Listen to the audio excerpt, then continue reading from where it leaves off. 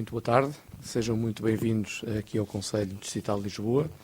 Os meus agradecimentos, em primeiro lugar, ao nosso orador de hoje, o Dr. Medina Carreira. O Dr. Medina Carreira praticamente é uma pessoa que dispensa qualquer tipo de apresentação, no entanto, vou dar aqui nota de alguns dos elementos mais interessantes da sua biografia. O Dr. Henrique Medina Carreira nasceu em Bissau, na Guiné-Bissau, tem uma licenciatura em Ciências Pedagógicas na Faculdade de Letras de Coimbra, é também licenciado em Direito pela Faculdade de Direito de Lisboa e tem também a frequência do Instituto Superior de Economia de Lisboa. Foi Presidente da Caixa de Previdência dos Advogados e Solicitadores, foi Subsecretário de Estado do Orçamento, Ministro das Finanças e Advogado, e é uma pessoa que eu diria é claramente um opinion maker hoje em dia em Portugal. Como sabem, o Dr. Henrique Medina Carreira, de há muitos anos esta parte, vem fazendo sucessivos alertas relativamente àquele que era o destino de Portugal, qual era, no fundo, a evolução, sobretudo, das finanças públicas e da nossa economia. Infelizmente, não foi devidamente ouvido no tempo próprio e, hoje em dia, toda a gente reconhece razão relativamente àquilo que ele reiteradamente andou a dizer, anos a fio, sobre esta matéria. Aproveito também para agradecer a presença do Sr. Dr. Luís Vaz das Neves, Presidente do Tribunal da Relação de Lisboa, que nos dá um gosto imenso de participar nesta atividade do Conselho Distrital de Lisboa e, aliás, não é caso único, já o tem feito noutras vezes e com a sua presença honra sempre muitíssimo esta Casa e a advocacia em geral. E aproveito também para agradecer a presença do Sr. Presidente da Caixa de Previdência dos Advogados e Solicitadores, Dr. Ferreira de Almeida, e da sua Vice-Presidente, a Dra. Lourdes Silva. Vou então passar a palavra imediatamente ao Dr. Henrique Medina Carreira. Muito obrigado. Boa tarde, doutor. Agradeço-lhe a gentileza do convite que me trouxe aqui. Não creio que tenha sido muito oportuno, nem muito vantajoso, mas o senhor é que é o responsável. Eu hoje falo muito pouco, porque acho que já está toda a gente farta de me ouvir. Ontem eu estive num almoço, ali o nosso colega também esteve, e eu não disse coisíssima nenhuma, exatamente por ter a noção de que já falo demais. Eu queria cumprimentar o desembargador Vaz das Neves e dizer que isto a que vai assistir deve ser a única coisa mais chata do que redigir um acordo. Isto é uma coisa amassadora. Olá. Não esperava ver aquilo. Eu pensava que você tivesse mais visto. Não, isso tem. Minhas colegas, penso que são muitas, e os meus colegas também são bastantes, cumprimentos, louvo a vossa paciência, tentarei não esmaçar muito, e depois gostaria, no fim, se o Sr. Doutor estivesse de acordo, que formulassem perguntas, enfim, para valorizar os esclarecimentos que aqui forem dados. E eu digo perguntas porque eu tenho um largo cadastro destas coisas e estou habituado a ir a sítios onde, quando se dá a palavra para fazer uma pergunta, é mais um conferencista. E a experiência que mostra, para ir ao 10º está toda a gente a ir-se embora. Quer dizer, aqui com a escassez de público, quer dizer, com 3 conferências mais, isto ficava vazio. De modo que agradecer-lhe dizia muito, mas gostaria, efetivamente, de ter perguntas. A nossa situação atual é aquilo que estamos a ver é uma crise das dívidas, é uma crise do endividamento. Para se perceber o que aconteceu, não há nada como perceber-se como é que as coisas são e porque é que são. Mergulha fundo, mergulha em 50 anos atrás. Quer dizer, a Europa, no pós-guerra, resolveu, e bem, tentar criou mesmo, uma sociedade de bem-estar. E essa sociedade de bem-estar foi, enfim, com vantagens sociais para a generalidade das populações, tinha um contexto. E vale a pena repetir este contexto brevemente, porque muita gente de hoje raciocina, exige e quer num contexto completamente diferente. Quer dizer, aquilo que era válido nos anos 50, 60, 70, hoje não existe. E esse contexto era um contexto de economias fechadas, quer dizer, os países defendiam-se muito, tinham economias muito mais facilmente encaminháveis, porque não se tinha muito em conta o exterior, E essas economias, enfim, por razões várias que agora não vêm ao caso, mas se quiserem depois falaremos, eram muito prósperas. Como vão ver, as economias desse tempo, eu mostrarei a evolução da nossa, mas a Europa teve a mesma evolução. Quer dizer, altos crescimentos, anos 60, 70, 80 menos, 90 menos, e nestes primeiros anos do século XXI, quase nada. Ora, nós temos aqui em Portugal muita gente que doutrina nestas coisas e que faz crer à sociedade que é possível ter grandes vantagens sociais sem dinheiro.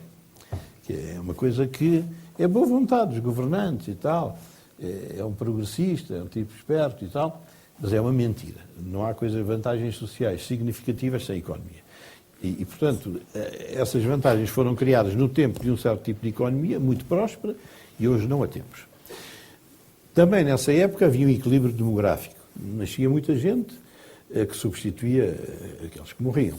E, por conseguinte, quando se chegava à fase declinante da vida, era seguro que havia atrás das pessoas gente que estava em condições de proteger e de auxiliar aqueles que já estavam na fase declinante da vida. E isto permitia que, com impostos relativamente baixos, fosse suscetível de se manter o Estado. Entretanto, essas coisas mudaram e essa mudança, que nós estamos a sentir já no nosso país e em toda a parte da Europa, resultou exatamente disso. Resultou de as economias fraquejaram muito. Os senhores verão daqui a bocado que nós, nos anos 60, a nossa economia numa década cresceu 100%. Quer dizer, se era 100, passou a 200. Na última década, na primeira do século XXI, a economia cresceu 2,5%. No conjunto da década. Quer dizer, de 100% passou para 2,5%. Bom, isto dá a noção realmente da penúria económica em que o nosso país vive. A demografia desequilibrou-se. Hoje, por razões sociais e pessoais e outras, as mulheres não querem ter filhos ou não podem, por conseguinte, estamos a criar um envelhecimento demográfico extremamente perigoso, que, aliás, já há sinais extremamente preocupantes. Daí que, para manter, de algum modo, o modelo dos anos 50 e 60, os Estados começassem a aumentar os impostos. Numa primeira fase, vivemos agravamentos nos anos 60, 70, 80, as fiscalidades agravaram extremamente. Por conseguinte, o aumento das despesas já não tinha, como na primeira fase, uma compensação de base numa economia que crescia, passou a ter sustentação em impostos que cresciam. Este ciclo, digamos, da economia que mantém e depois dos impostos que mantém, acabou nos últimos 10, 15 anos e por isso é que estamos na situação em que estamos. Porque já nem a economia rendia, nem o aumento dos impostos rendia. Nós vemos agora o governo aumenta impostos e eles andam para trás. Coisa esquisitíssima. Ora, foi exatamente esta necessidade social e política, o Estado Social, que é uma instituição que eu estudo há muitos anos, que é a mais notável realização da Europa de pós-guerra, só funciona se efetivamente há dinheiro. Mas esta realidade do Estado Social e da sua aceitação, do seu desejo pelas sociedades, foi o veneno que também conduziu isto à situação em que nós estamos. Porque os governos todos gostam de criar mais benefícios. Se repararem, em todas as campanhas eleitorais, os partidos inventam mais uma coisa qualquer. O complemento solidário para idosos, o RSI, o subsídio de desemprego mais fácil. Quer dizer, para caçar votos, em democracia, o Estado Social foi uma tentação. E essa tentação levou a que sempre os partidos políticos e os governos consequentes fossem aumentando a carga do Estado para satisfazer as promessas. Ora, como lhes disse, desde os anos 70, 60, fins dos anos 70 basicamente, verão isso daqui um bocadinho, década após década as economias foram crescendo cada vez menos. Como lhes disse, nos anos 60 cresceu 100%, mais de 100% em 10 anos, em 2000, 2010 cresceu 2% em 10 anos. Vejam a diferença. Mas de 2000 para diante é que o problema adquiriu uma acuidade muito especial, que praticamente não cresceu. Ora, isso tem causas que convém ter presente para não terem ilusões sobre o que está a passar e sobre aquilo que se vai passar. Para a generalidade das pessoas, porventura aqui e fora daqui na Europa, os políticos explicam isto através do euro. É o euro para a esquerda, o euro para a direita. Então. O euro, efetivamente, tem sido causa de perturbações económicas. Mas o problema de fundo, é raro se eles ouvirem dizer, eu em Portugal não conheço outra pessoa que fale disso que não seja eu já devia estar envergonhado se não tivesse lata, isto não é nada ao euro. O euro já é uma consequência de uma causa mais funda, que é a desindustrialização da Europa. Nos 10 anos últimos do século passado e nos 10 primeiros anos deste século, começou a registar-se uma transferência das indústrias para o Oriente, basicamente para a China, agora para o Vietnã, para a Malásia, para Singapura. Bom. E o que aconteceu com esta transferência de atividades foi que aquilo que nós fazíamos cá antes, dando emprego e criando riqueza interna, nós passámos a comprar lá fora. Quer dizer, o dinheiro, em vez de estar cá, saiu. Segundo inconveniente é que, como deixou de haver indústrias, há desemprego.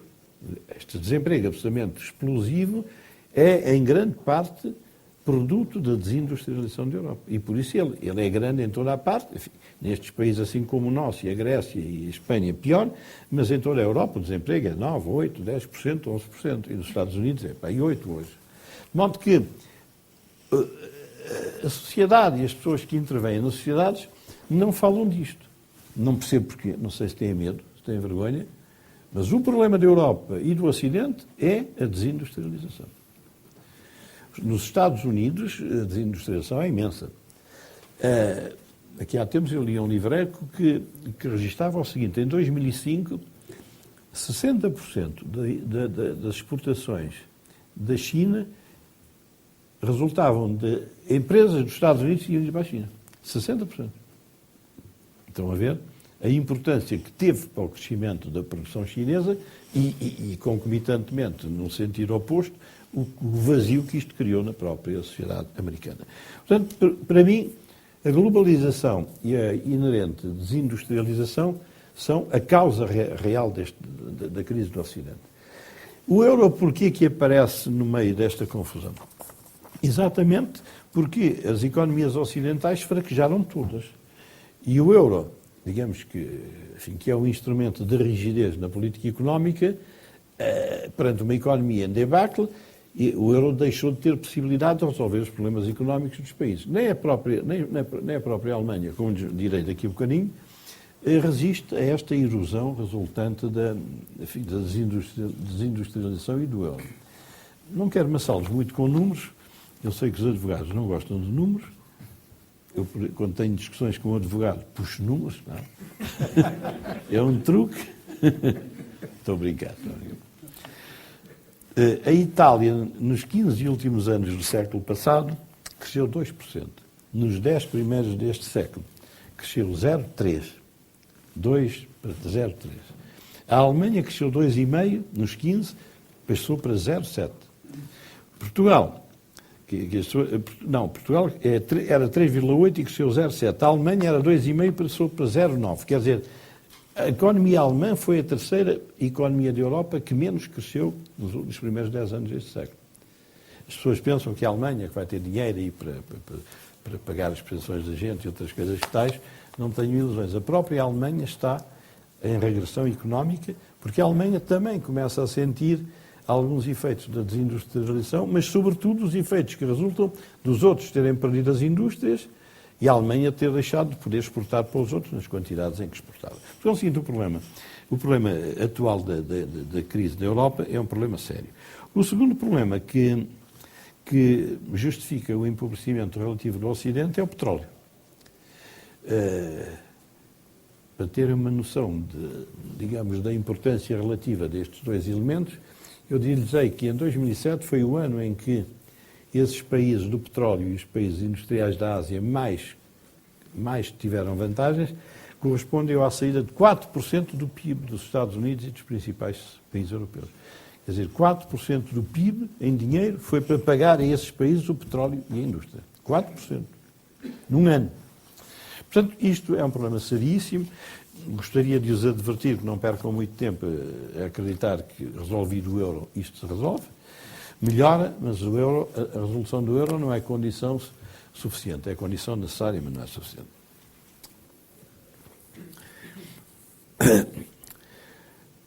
Portugal, no meio disto tudo, e é o problema que mais nos interessa, até aqui estou a referir generalidades sobre a Europa, Portugal já vinha só a perder o pé. Quer dizer, o estouro de Portugal foi acelerado e agravado pela crise internacional. Mas nós já vínhamos, digamos, com imensas dificuldades económicas. Porquê?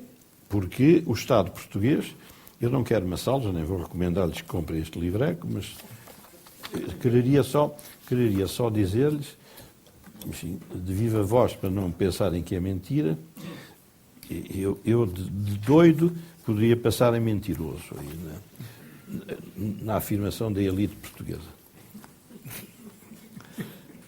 É verdade, não estou a brincar. Nunca ouviram chamarem-me doido. Esse homem está louco e tal. Bom, agora podem imaginar quem é que estava louco, não é? Nunca liguei patavina, ou que essa gente dizia. Ora, eu escrevia em janeiro de 2005, há 8 anos, não vou amassá-los, várias coisas. O Estado é inoperante, insustentavelmente sobredimensionado, está em crescente desqualificação e perdeu os poderes decisivos de intervenção económica. A economia fragilizou-se e tal. O peso da despesa pública, esta é clarinha como água, mas todo o livro diz isso. Levará em poucos anos, 2005, ao colapso financeiro do Estado português. Está aqui. Se quiserem depois verificar, o livro fica aqui. Porque é o seguinte, isto era perceptível. Quer dizer, não foi a crise internacional, porque não havia ainda, pelo menos não se via, que justificou este trambolhão. Quando ouvem dizer, não, isto foi a toda a parte, não é só Portugal, sobretudo o Partido Socialista, coitado, que teve grandes responsabilidades neste encravanço, tem que arranjar uma boia. Não, isto foi toda a gente. Toda a gente estava em crise e nós também, somos os tipos porreiros. Claro que é mentira. Em 2005 já se via que nós caminhávamos para a crise, independentemente da crise internacional. Ora, a nossa situação hoje tem, digamos, duas perspectivas particularmente preocupantes. Uma é das contas públicas, aquela de que se fala todos os dias nos jornais, nas televisões, etc. O outro problema que é altamente condicionante da nossa vida hoje e num futuro bastante longínquo, na minha opinião, é a estagnação económica. Como consequência disto, nós temos um desemprego elevadíssimo, obedecemos aos credores, a gente não arrisca coisíssima nenhuma, como é evidente, no dia em que não mandarem aquele cheque de 4 mil milhões, a gente cessa pagamentos, e a degradação social é muito acelerada. Ora, creio que o título desta conversa era Portugal e agora? Portanto, nós temos estes dois focos de preocupações, um financeiro, contas públicas, outro económico, a estagnação económica. Pode-se dizer que são os dois grandes problemas que aos olhos das pessoas normais não aparecem com muita clareza, mas convém separar para perceber o que é que nós temos que fazer ou o que é que seria desejável que fizéssemos. O problema das contas públicas só se resolve com austeridade. Claro que há uns partidos, agora vai haver um congresso, não sei se há aqui algum candidato ao congresso, no dia 5 de outubro, das alternativas.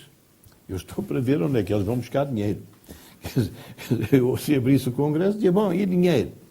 Pronto, agora vamos procurar as alternativas. Bom, porque, como se sabe, os financiadores têm a certeza, ou a grande convicção, a forte convicção de que a gente não tem condições para pagar. E acho que não estão muito enganados. E, portanto, esta austeridade é uma fatalidade. O Governo já devia ter explicado, o Governo não sabe explicar coisa nenhuma, e por isso está muito encravado hoje, porque ainda ninguém percebeu porque é que há austeridade. Há uns que dizem, não, é porque são neoliberais.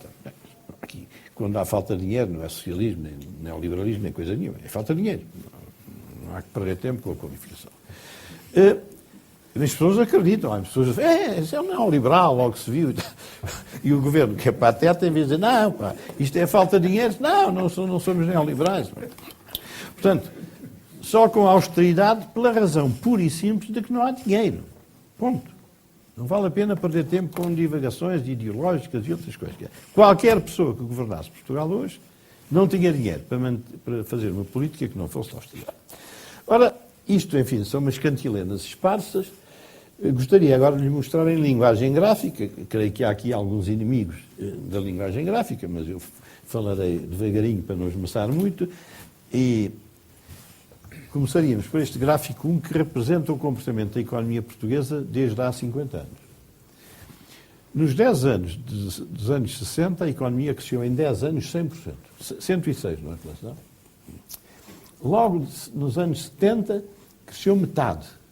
Passou de 56 para 53. Eu não inventei os números são o que são. Passou exatamente a metade. Nos anos 80 já só cresceu um terço, 37%, grosso modo. Nos anos 90, 31. Quer dizer, 80 e 90, a coisa equilibrou-se e, se ficasse por aí, não estava mal. Nos primeiros 10 anos deste século, cresceu em 10 anos 2,5. 10 anos. Aquilo não é um ano, é 10 anos. Bom, e chamo-lhes a atenção porque há pessoas que pensam que se nós tivermos dinheiro, que nós crescemos. Ora, nunca Portugal teve tanto dinheiro como naqueles 10 anos. O que é que a gente fez ao dinheiro? Autoestradas, construção civil, enfim, essas coisas que toda a gente sabe. Quer dizer, o nosso problema não é de falta de dinheiro, é que nós tivemos dinheiro e não utilizamos. Enfim, gastámos assim, à tripa fora, aí, por toda a parte. E a gente fixem bem que nós tiramos dinheiro, mas não é de qualquer maneira. É para o aplicar capazmente. A nossa inteligência de aplicação está revelada ali naqueles 10 primeiros anos do século XXI. Desculpem que eu sou fraco aqui nestes instrumentos e noutros. Estas duas linhas parecem uma aranha. Aquela linha vermelha é a representação da economia, em queda, como vê, muito alto lá em cima, depois, de 10 em 10 anos, aquilo foi caindo até que está quase do zero. Não sei se estão a seguir a linha vermelha.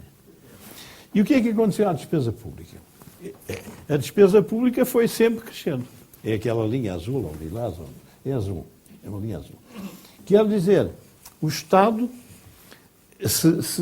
enfim, se fosse um Estado sensato, mas aí é realmente o Estado social que pressiona as democracias, o Estado foi sempre aumentando o peso da despesa pública. Bom, e é evidente que com uma economia fraca e um Estado a pesar cada vez mais, bom, isto tinha que dar desequilíbrios e déficits.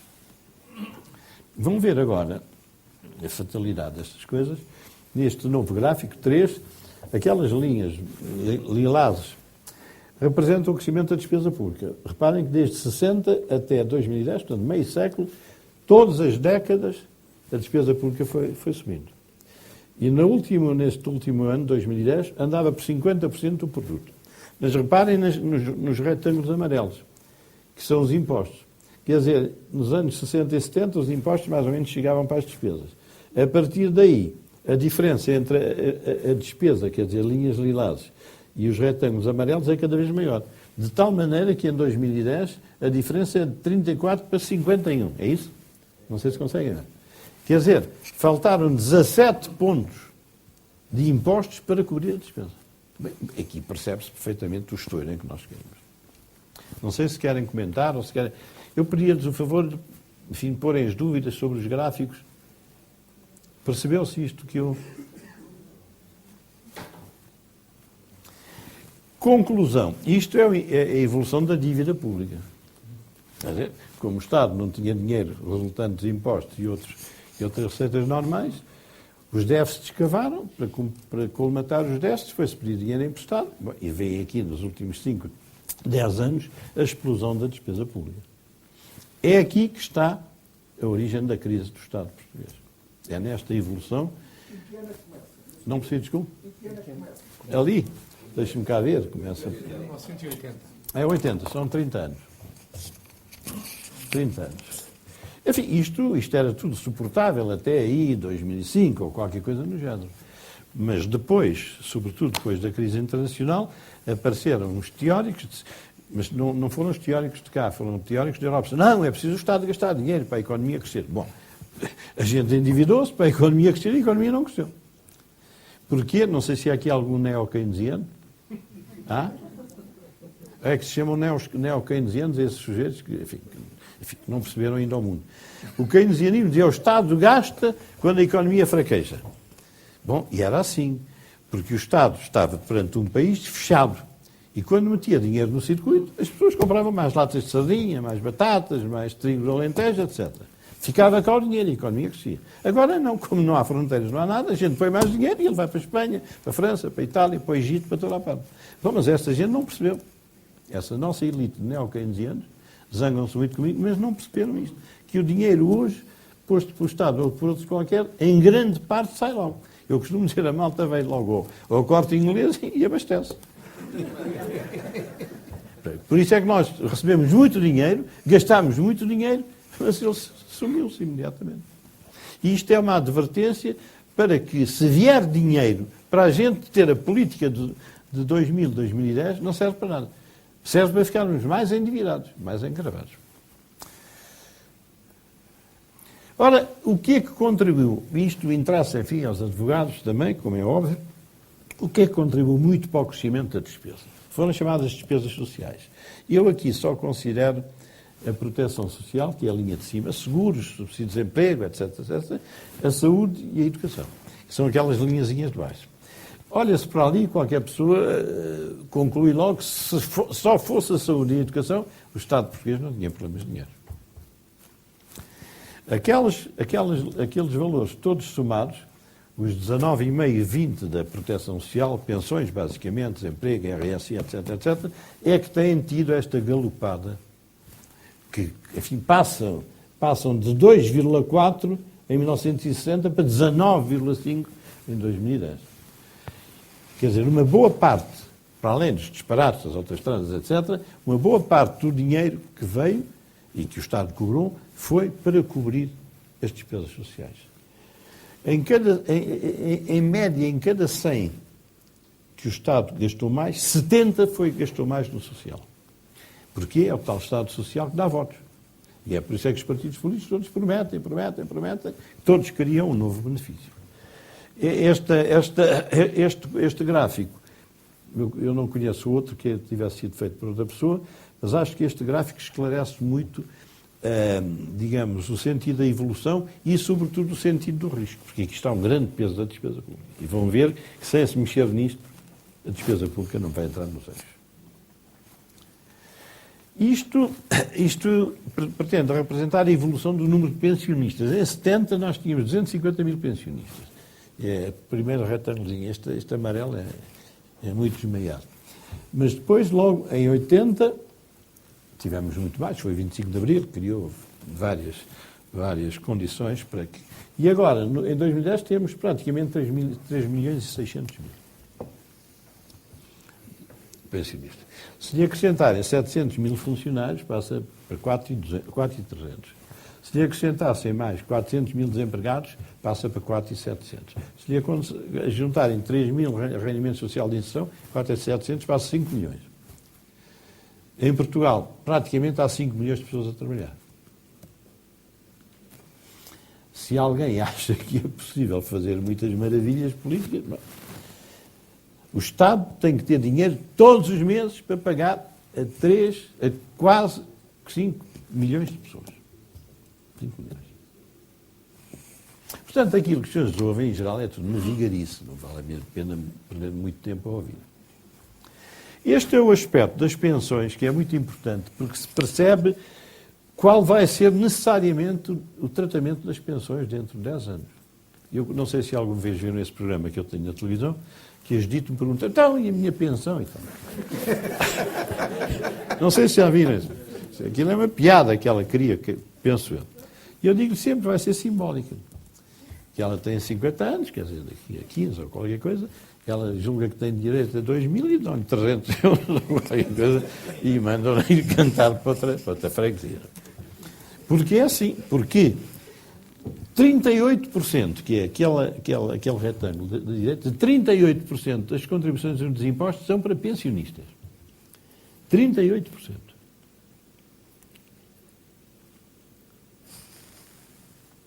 Não. Exato. para pensionistas, 38%. Mas não esqueçam, os 38% isolados já atrapalham um bocado. Mas se repararem, em 2000 eram 26%. Quer dizer, 2000 para 2010 cresceu 10%. Portanto, os tributos que o Estado cobra, hoje em grande parte destinam-se a pensionistas. E outra parte, enfim, desempregados, funcionários do Estado, etc. Este quadro, portanto, esta tarefa está perto de fim, é também expressivo. Os retângulos azuis significam a percentagem de impostos e contribuições que foram para despesas sociais. Saúde, educação e proteção social. E se repararem, não estou a ver bem, em 1990, 70% dos impostos e das contribuições eram para o social. Em 2000 já eram 75%, mais coisa, menos coisa. E em 2010, com uma economia muito fragilizada, já quase 90% das contribuições e impostos é para o social. Saúde, educação e proteção social. Agora, vejam se vocês acreditam naquelas pessoas. Não, isto da saúde é uma coisa indispensável. Claro que é. A educação é o futuro. Os pensionistas é tratar bem dos que nos criaram e geraram, etc. Não. Essa cantilena toda desconhece é isto. É evidente que nesta situação 90% das contribuições e impostos é para o social, quer dizer, se aumentarem quaisquer 50 cêntimos, isto estoura tudo. Este último gráfico, para não esmaçar mais, pretende ser uma explicação do porquê que as contas públicas dificilmente entram nos eixos. Aqueles retângulos muito grandes representam os custos do pessoal e das prestações sociais. Correspondem a 70% da chamada despesa primária, quer dizer, os gastos do Estado menos juros. Quer dizer, se não se contar os juros das restantes despesas todas, salários e proteção social são 70%. Isto quer dizer, de outra maneira, bem, as outras despesas estão aí em baixo, são essas coisinhas muito machucadas. Outras correntes e despesas de capital. Percebe-se, qualquer pessoa que esteja na plateia, percebe-se que não é a diminuir as despesas, as outras correntes e as despesas de capital que isto se conserta.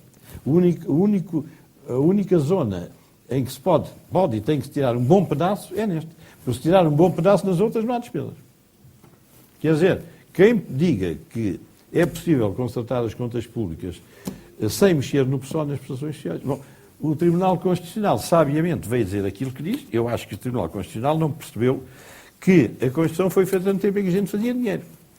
O Estado era obrigado a pagar tudo e dava tudo a toda a gente, casa, roupa lavada e tal.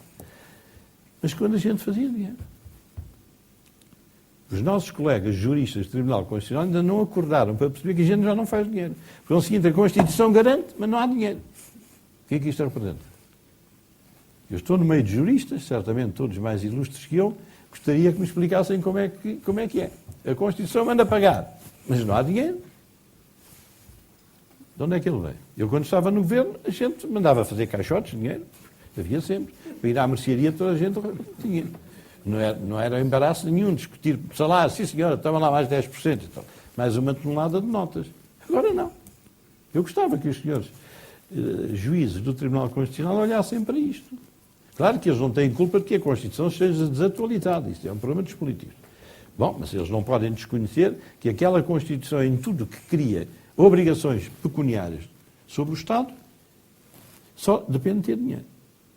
Em 76 tínhamos o escudo, tivemos até 99, não sei o quê, não havia problemas. Cumpria-se a Constituição sempre. Hoje não se cumpre coisa nenhuma. Portanto, estes gráficos, não sei se alguém ficou com alguma dúvida ou tem algum reparo a fazer que se justificasse. Eu gostava de ver quem é o senhor que está a falar. Ah, sim, senhor, muito obrigado. É meu colega. Que se levante? Não, eu gosto de gente sentada.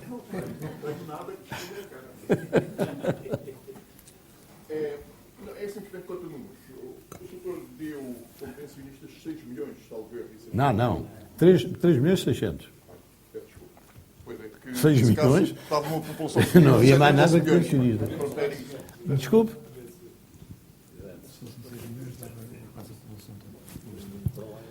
Não, repare, nós temos 5 milhões de ativos, grosso modo. Se tivéssemos 6 milhões de pensionistas, já havia gente a mais no país. Bom, ora aqui agora... E agora, não é? O doutor é que arranjou o título. E agora? Bom.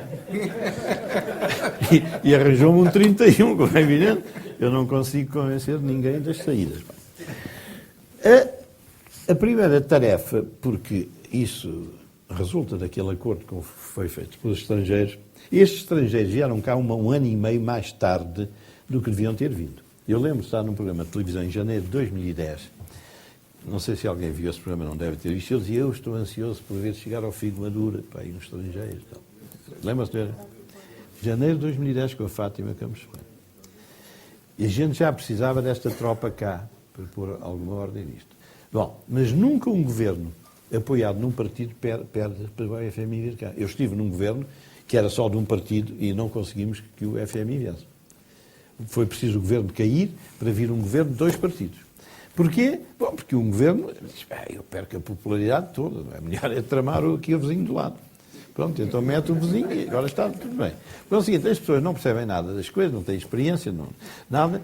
À altura própria, janeiro de 2010, ou qualquer coisa como isso. Ainda bem que você viu esse programa para não pensarem que estou a mentir. Bom, ora temos que arrumar as contas públicas. A autoridade não foi explicada, a austeridade não foi explicada, acho que é uma falta gravíssima do governo, ninguém percebe porque é que é austeridade, acho que são estes tipos chatos neoliberais, e para se arrumar as contas públicas tem que se explicar as razões da austeridade. O segundo problema é um problema de relançamento da economia. Este problema do relançamento da economia é um problema muito delicado porque ou a gente a relança ou a gente afunda-se, como está bem. Primeira coisa, não há dinheiro. E não há quem mande para cá dinheiro. Mas eu digo também, não valeria a pena, eu sou capaz de estar a exagerar um pouco, não sou? Porque se o dinheiro vier para ir fazer PPPs outra vez, é melhor não vir. Há quem diga as energias verdes, eu nem sei o que é uma energia verde. Se alguém estiver cá que saiba explicar, eu agradeço. Mas, alguém? Bom, são todos como eu, ninguém sabe nada. Bom, energia verde, não sei bem o que é isso, é palha, se é couve, se é outra coisa. Não. Depois, outra coisa é a sociedade do conhecimento, que é, malta ainda não sabem, é a sociedade do conhecimento. Bom, isto com a sociedade do conhecimento vai tudo para diante. Bem, ainda não descobri o que é. A sociedade do conhecimento é um tipo de tocar assim nestas coisas. Bom, há um monte de gente que faz disto. Nós nunca tivemos, segundo o consenso geral, uma geração tão não é preparada, qualificada. Preparada é diferente. A maior parte da geração não é qualificada. Não é preparada, é qualificada por diploma. As pessoas tiram um curso. Sim, é para luxo e tal. E algumas vezes por créditos, não é? Por exame. Não é? De modo que vale o que vale. Bom. Ora, portanto, essa era outra saída desta sociedade, da malta que toca nestas coisas e tal. Temos para aí montes de antropólogos, sociólogos, relações internacionais, geólogos, psicólogos, já disse. Bom, não há sítio onde meter essa gente. Bom, se é para esta sociedade do conhecimento, melhor é estar quieto. Ora, eu se fosse governo, felizmente não sou e podem estar descansados, eu o que faria era pedir dinheiro lá fora, mas para aplicar em investimentos que fossem, digamos, que tivessem investidores interessados. Bom, porque já terão reparado que aqui em Portugal as pessoas todas dizem o que é que se deve fazer. O nosso Presidente da República, que é um caso exemplar, diz, não, isto o mar. Então, o mar. Bom, mas ninguém vai para o mar, porque não é para o mar, ninguém tem fobia contra a água, nem contra a areia. É porque os impostos não deixam, os tribunais não deixam, os burocratas não deixam, enfim, a corrupção não deixa. Quer dizer, já ouviram falar do empreendedorismo e da inovação? Eu tenho amigos metidos nessa coisa e tenho pena. Porquê que não serve para nada? Porque eu posso ser um grande empreendedor e depois vou ao advogado e digo, como é que são os impostos? Oh, isto é uma peste, não se meta nisso. E a burocracia, mas vá-se embora, tem juízo. Não é por nada. É inovação, empreendedorismo, vá para o mar, vá para a terra, isto são tretas, lamento muito dizê-lo. E as pessoas, coitadas, dizem, este aqui é este tipo tem ideias. São patetices umas a seguir às outras. Ninguém vai investir com estes impostos, estes tribunais, esta corrupção, esta burocracia. Portanto, o que o Estado tem que fazer é criar condições. Porquê que eu digo criar condições? É uma necessidade urgente para se pedir dinheiro e dizer, bom, agora há dinheiro, quem é que quer cá investir? Pronto, e o dinheiro era disponibilizado. Agora, dizer, venham cá investir, o nosso Ministro dos Negócios Estrangeiros, a nascer no estrangeiro, a ver se eles vêm para cá. Eu não sei o que é que ele diz para convencê-los, mas não deve dizer nada que convença seja quem for. Diz, os impostos como é que são, Sr. Ministro? Isso é uma desgraça. E os tribunais, isso é pior que os impostos. Mas venha para cá, que nós somos bons tipos. E tal. Uma palhaçada autêntica. Portanto, para repor a economia a funcionar, nós temos que fazer as chamadas reformas estruturais. Este governo é hábil em andar a arrastar os pés nesta matéria. Mas se nós não... porque me dizem, não, mas isso leva tempo. Porque leva tempo é que temos que começar mais depressa. Mas nunca dá. Está bem, mas se você não começar hoje, nunca chega lá. Que esta é uma doutrina que há um membro do governo que defende, que leva tempo. Se você não começar, nunca vence o tempo. Bom. Ora, eu já os deixo sossegados. O que é que aconteceu nestes últimos anos em Portugal? E por isso é que cumpre chamar a atenção para o dinheiro e para o destino do dinheiro. Nós endividámos de 2002 a 2010 a dívida bruta do país, não é do Estado, é do país, em 263 mil milhões. O Estado, agora em 2010, devia 520 mil milhões. Para terem uma noção de que é isto, eu fiz as contas há bocado, para não esmaçar, são 33 mil milhões por ano. 33 mil milhões é a metade daquilo que estes estrangeiros nos emprestam. São 2 milhões 750 por mês. São 90 por dia e 4 milhões por hora. Quer dizer, nós na última década estivemos a endividar-nos 4 milhões por hora. Agora digam se isto é alguma coisa que tenha sentido. Por fim, o que é que falha nisto tudo? A política. Porque nada disto se resolve sem política, como cumpre. Ora, a gente olha aí para esta geração e para estes partidos, eles é que nos meteram nisto. Quer dizer, isto não foram os trabalhadores, nem os advogados, nem as mulheres dos advogados, e isto foi por má política. Ora, é este sistema político que foi tão inábil, tão incompetente, que nos meteu na falência, coisa que já não se passava desde o século XIX. É este sistema político que nós acreditamos que vai dar saída para isto. Bom, eu aqui gostava muito do vosso concurso para resolver este embaraço que eu tenho. É como é que se dá a volta politicamente. Muito obrigado e desculpa.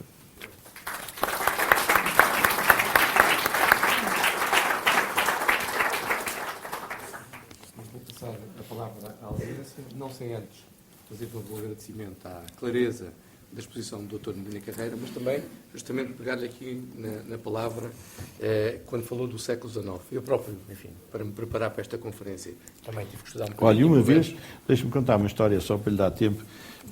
Quando eu estava lá em baixo, a gente andava a cravar dinheiro por toda a parte. Era 300 milhões que eu pedia de dólares. Mas nunca ninguém nos emprestou os 300 milhões. Mas a Venezuela, nem sei quem é que mandava na Venezuela, ofereceu-nos 25 milhões. Bom, eu não tinha nada para corresponder, para além de um jantar, pediam um assessor que me estudasse a história recente da Venezuela. Por conseguinte, o Ministro das Finanças da Venezuela, eu fiz um figurão falar da história da Venezuela. Bom, mas estava eu a dizer e com o que é que eu havia de pagar? De facto, tive que me documentar um bocadinho e encontrei um caso paralelo muito similar a este, e que era aquele que seguramente o Dr. Medina Carreira fazia referência. E diz aqui o Rui Ramos, na História de Portugal, no seu volume 6, recentemente publicado. A desconfiança persistiu. Os depósitos dos bancos ainda assim eram, em 1899, metade do que tinham sido em 1890. Vivia-se pior. Os trabalhadores agrícolas e industriais perderam entre 1/5 e 1/4 do poder de compra. O consumo per capita de carne, peixe, leite, ovos e queijo diminuiu. Em Lisboa e Porto, a população adventícia continua a acumular-se em pátios e ilhas, pequenas casas de um só piso, nos quintais dos prédios, construídas por comerciantes e artesãos para alugar a baixo custo, sem abastecimento de água e com sanitários em comum. O grande recurso para melhorar de vida continua a ser a imigração. Entre 1890 e 1899, abandonaram o país 305.908 imigrantes, o equivalente a 6% da população. Ora bom, este quadro é, infelizmente, muito similar àquilo que nós vivemos hoje em dia. É atual. Como é que Portugal, nessa altura, conseguiu dar a volta e como é que Portugal se pode inspirar ou não nesse momento histórico para agora tentar fazer o mesmo? Falimos. Nessa altura, tivemos a República, a Revolução Republicana de 1910, que ainda veio ajudar a estragar o resto, e depois tivemos Salazar. E isso, por isso é que eu penso que se nós, não quer dizer que seja um Salazar, tem que ser outro, claro, evidentemente. Se nós sairmos da União Europeia, nós vamos ter um regime autoritário. Para mim, os gregos, dentro de 2 ou 3 anos, tem lá os coronéis outra vez. Nós, como não vamos ter coronéis, porque não vamos a sanear as Forças Armadas, temos que arranjar outra pessoa qualquer, mas nós temos o risco de um regime autoritário. Os gregos fizeram um haircut de parte substancial da sua dívida. Portugal é menos do que os gregos nesta altura? A situação nossa é tão desesperada quanto eles que justifica ou não essa redução da dívida? A partir de uma certa altura isto fica tudo igual. Até agora, parece, pelos factos, que nós temos algumas vantagens em relação aos gregos. Mas receio muito que nós nos venhamos a espalhar nos próximos tempos. Receio muito. Porque a concertação das contas públicas vai ser o diabo. O Governo tinha planeado, num documento chamado DEO, Documento de Estratégia Orçamental, até 2016, digamos, resolver o problema das contas públicas, reduzindo as prestações sociais e o pessoal, estes retângulos grandes, em 2,5% do produto. E, noutras despesas variadas, menos 1%, quer dizer, abatia nas contas públicas 13,5% do produto. Como o Tribunal Constitucional levantou aquele problema e o Governo, creio que planeia agora ir pelo imposto complementar e umas outras coisas que para aí andam. Quer dizer que com esta nova estratégia o que vai acontecer é que a economia ainda vai cair mais, não é? Como é evidente, quando o Estado tira dinheiro para impostos, as pessoas não comem batatas nem feijão, porque assim não consomem. Quer dizer, quanto mais impostos, aliás, uma das razões da nossa decadência é exatamente da nossa e da Europa, é a carga fiscal altíssima que existe, que vigora nesses países. Portanto, o Governo alterou essa estratégia, parece o orçamento, acho que é só daqui a uns dias que aparece, mas pelo que ouço ao Primeiro-Ministro e a outros, vai-se substituir a TSU, que aliás não resolve este problema, porque a TSU só eram 500 milhões e estes têm que ser 3 mil ou 4 mil milhões. Portanto, o Governo vai tentar ir pelos impostos, o que permite prever que daqui a 4 anos estamos mais encravados que hoje. E a economia sem arrancar. A economia sem arrancar, porque não há reformas estruturais, não há dinheiro, não há investimento. Não sinto o panorama, não quero assustar ninguém, podem-me chamar maluco, isso não tem importância nenhuma, mas acho que o panorama hoje é bastante mais preocupante do que há 2 ou 3 ou 4 anos. Outra questão que eu tinha para lhe pôr tem a ver com a TSU. De facto, que eu me recorde, há muitos anos que não havia uma medida que fosse tão polémica junto dos diversos atores. Eu nunca vi nenhum economista defender a bondade desta medida.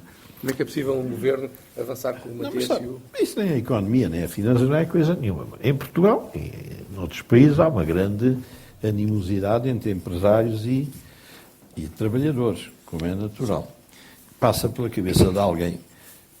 Aliás, eu estou convencido, não foi o Governo que inventou aquilo, foi a Troika. Quer dizer, bom, agora tiro-lhe assim, meu empregado, 7% e eu fico com 6%. Bem, isto, eu ali dizia de brincadeira, mas é chato, mas aqui entre família. Eu dizia, olha, se eu estivesse no Governo e aparecesse um tipo a propor isso, eu punha na rua. Punha fora do gabinete. Bom, porque isto não passa pela cabeça de ninguém. Em Portugal, as pessoas estão a discutir economicamente, não presta, e financeiramente. Não há discussão. É uma coisa que a sociedade não aceita. Não sei quem é que se lembrou daquilo, numa noite mal passada, com certeza. Só pode mesmo ter sido isso. Relativamente às PPPs... E isso, desculpe, doutor, isso teve um efeito, e vai ter.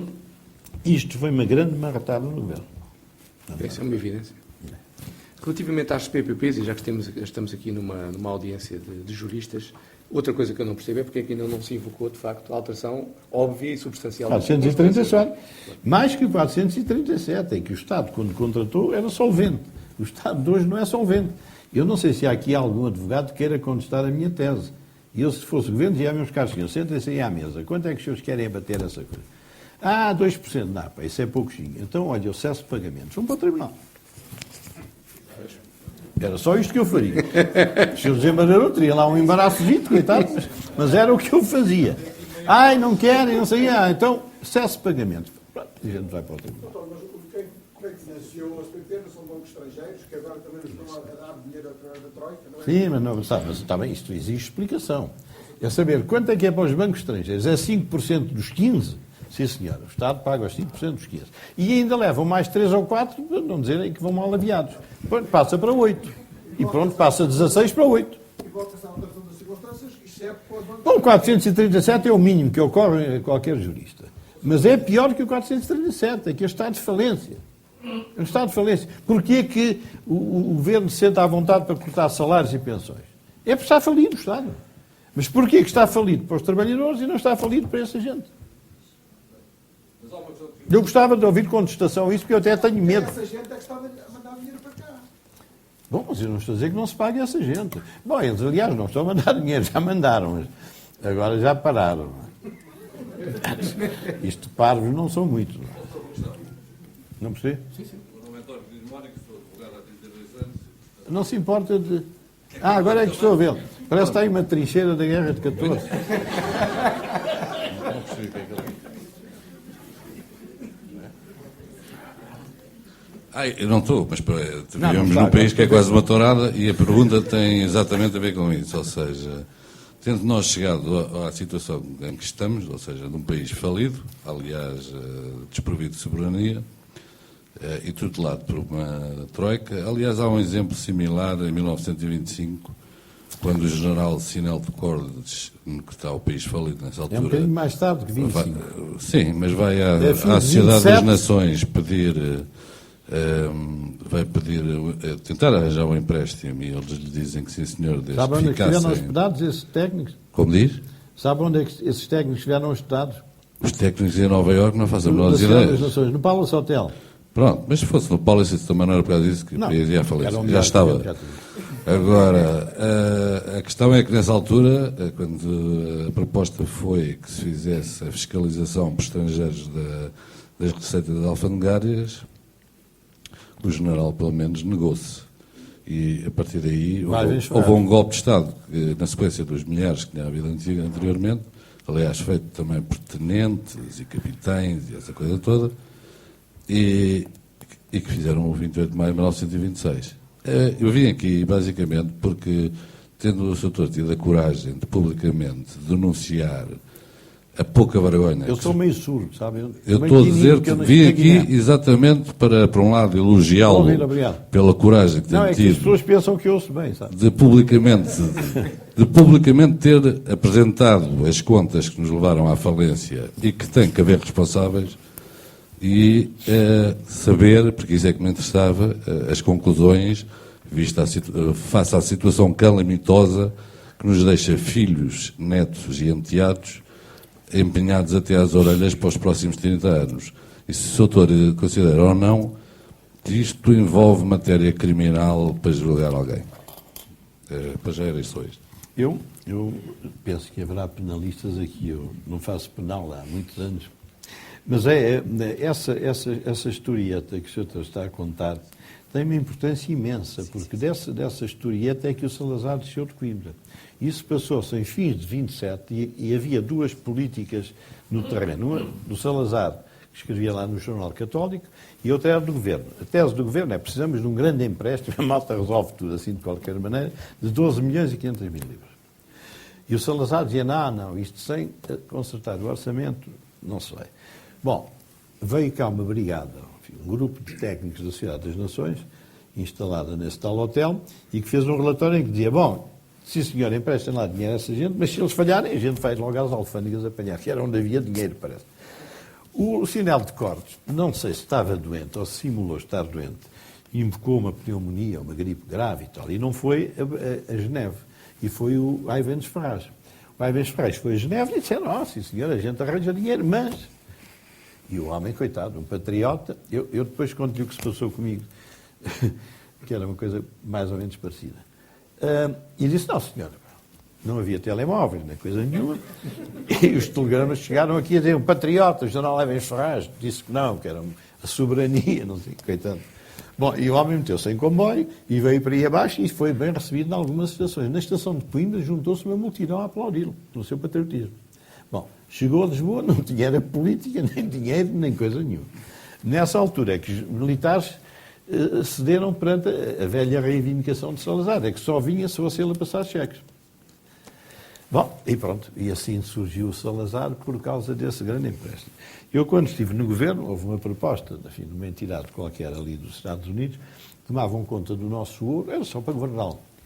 Tínhamos 865 toneladas nessa altura, e eu tive que lá ir dizer que não, que era chato. E eu lembro de estar a falar com o secretário do Tesouro e estar a pensar, eu sou o Ivens Ferraz dos tempos modernos. Bom, portanto, estas coisas repetem-se, a história não se esgota. Mas eu agradeço a sua observação. Não, as pessoas não sabem quanto custa arranjar dinheiro nestas condições. É quase vexatório para quem tem que fazer essa tarefa. A propósito, eu conto uma história que estou farto de contar, se calhar já ouviram. Um dia o Dr. Mário Soares veio do estrangeiro e tinha encontrado o Coronel Gaddafi. E o Coronel Gaddafi ter-lhe dito, não sei se uma tenda daquelas ou ao ar livre, que parecia impossível, não esquecíamos os amigos, e andávamos a pedir dinheiro aos americanos. Ele disse, está bem, pronto, eu vou conversar com o cônsul da Líbia, do cônsul, não o embaixador, convidei para ir ao Ministério. Pronto, estivemos ali nessa conversa de partir pedra, e depois chegou-se à realidade. Eu disse, está bem, o que é que vocês pensavam? Eles pensavam que era para aí 25 tostões. E eu disse, não, são 300 milhões. Bom, eu disse, como compreendo, tenho que consultar o meu governo, com certeza e tal. Nunca mais viu o embaixador. Não é brincadeira, não é? Sumiu-se. Não sei se foi para o Galheiro na Revolução ou não, coitado. Aqui é que eu nunca mais o vi. Doutor. Desculpe. Vocês não, entre elas não estão tramando. Eu não sei se é criminalizável. Eu sei uma coisa, é que um merceeiro que entra em falência por negligência é incriminável pelo artigo 228 do Código Penal. Bom, uns tipos que põem o país falido não são incrimináveis por nada. Mas aí eu espero da plateia um aporno. É? Doutor António... Não, é que chocam. O merceeiro deixa de pagar porque fez umas partes gagas. Então. 228 vai-se sentarem no banco de juros. Falta, deita isto tudo a perder e tal, vai tudo para aqui, para ali, para lá, viver bem. Dizem que há uma sanção, que é eleitoral. Eu acho que para muita gente a sanção eleitoral é um benefício. Vão-se embora, nunca mais têm que chatear com isto. Mas, pronto, o nosso país é assim. E as pessoas levantam-se contra essa minha ideia da penalização e tal. A propósito de António... Boa noite. António Jaime Martins. A propósito Não, desculpe. António Jaime Martins.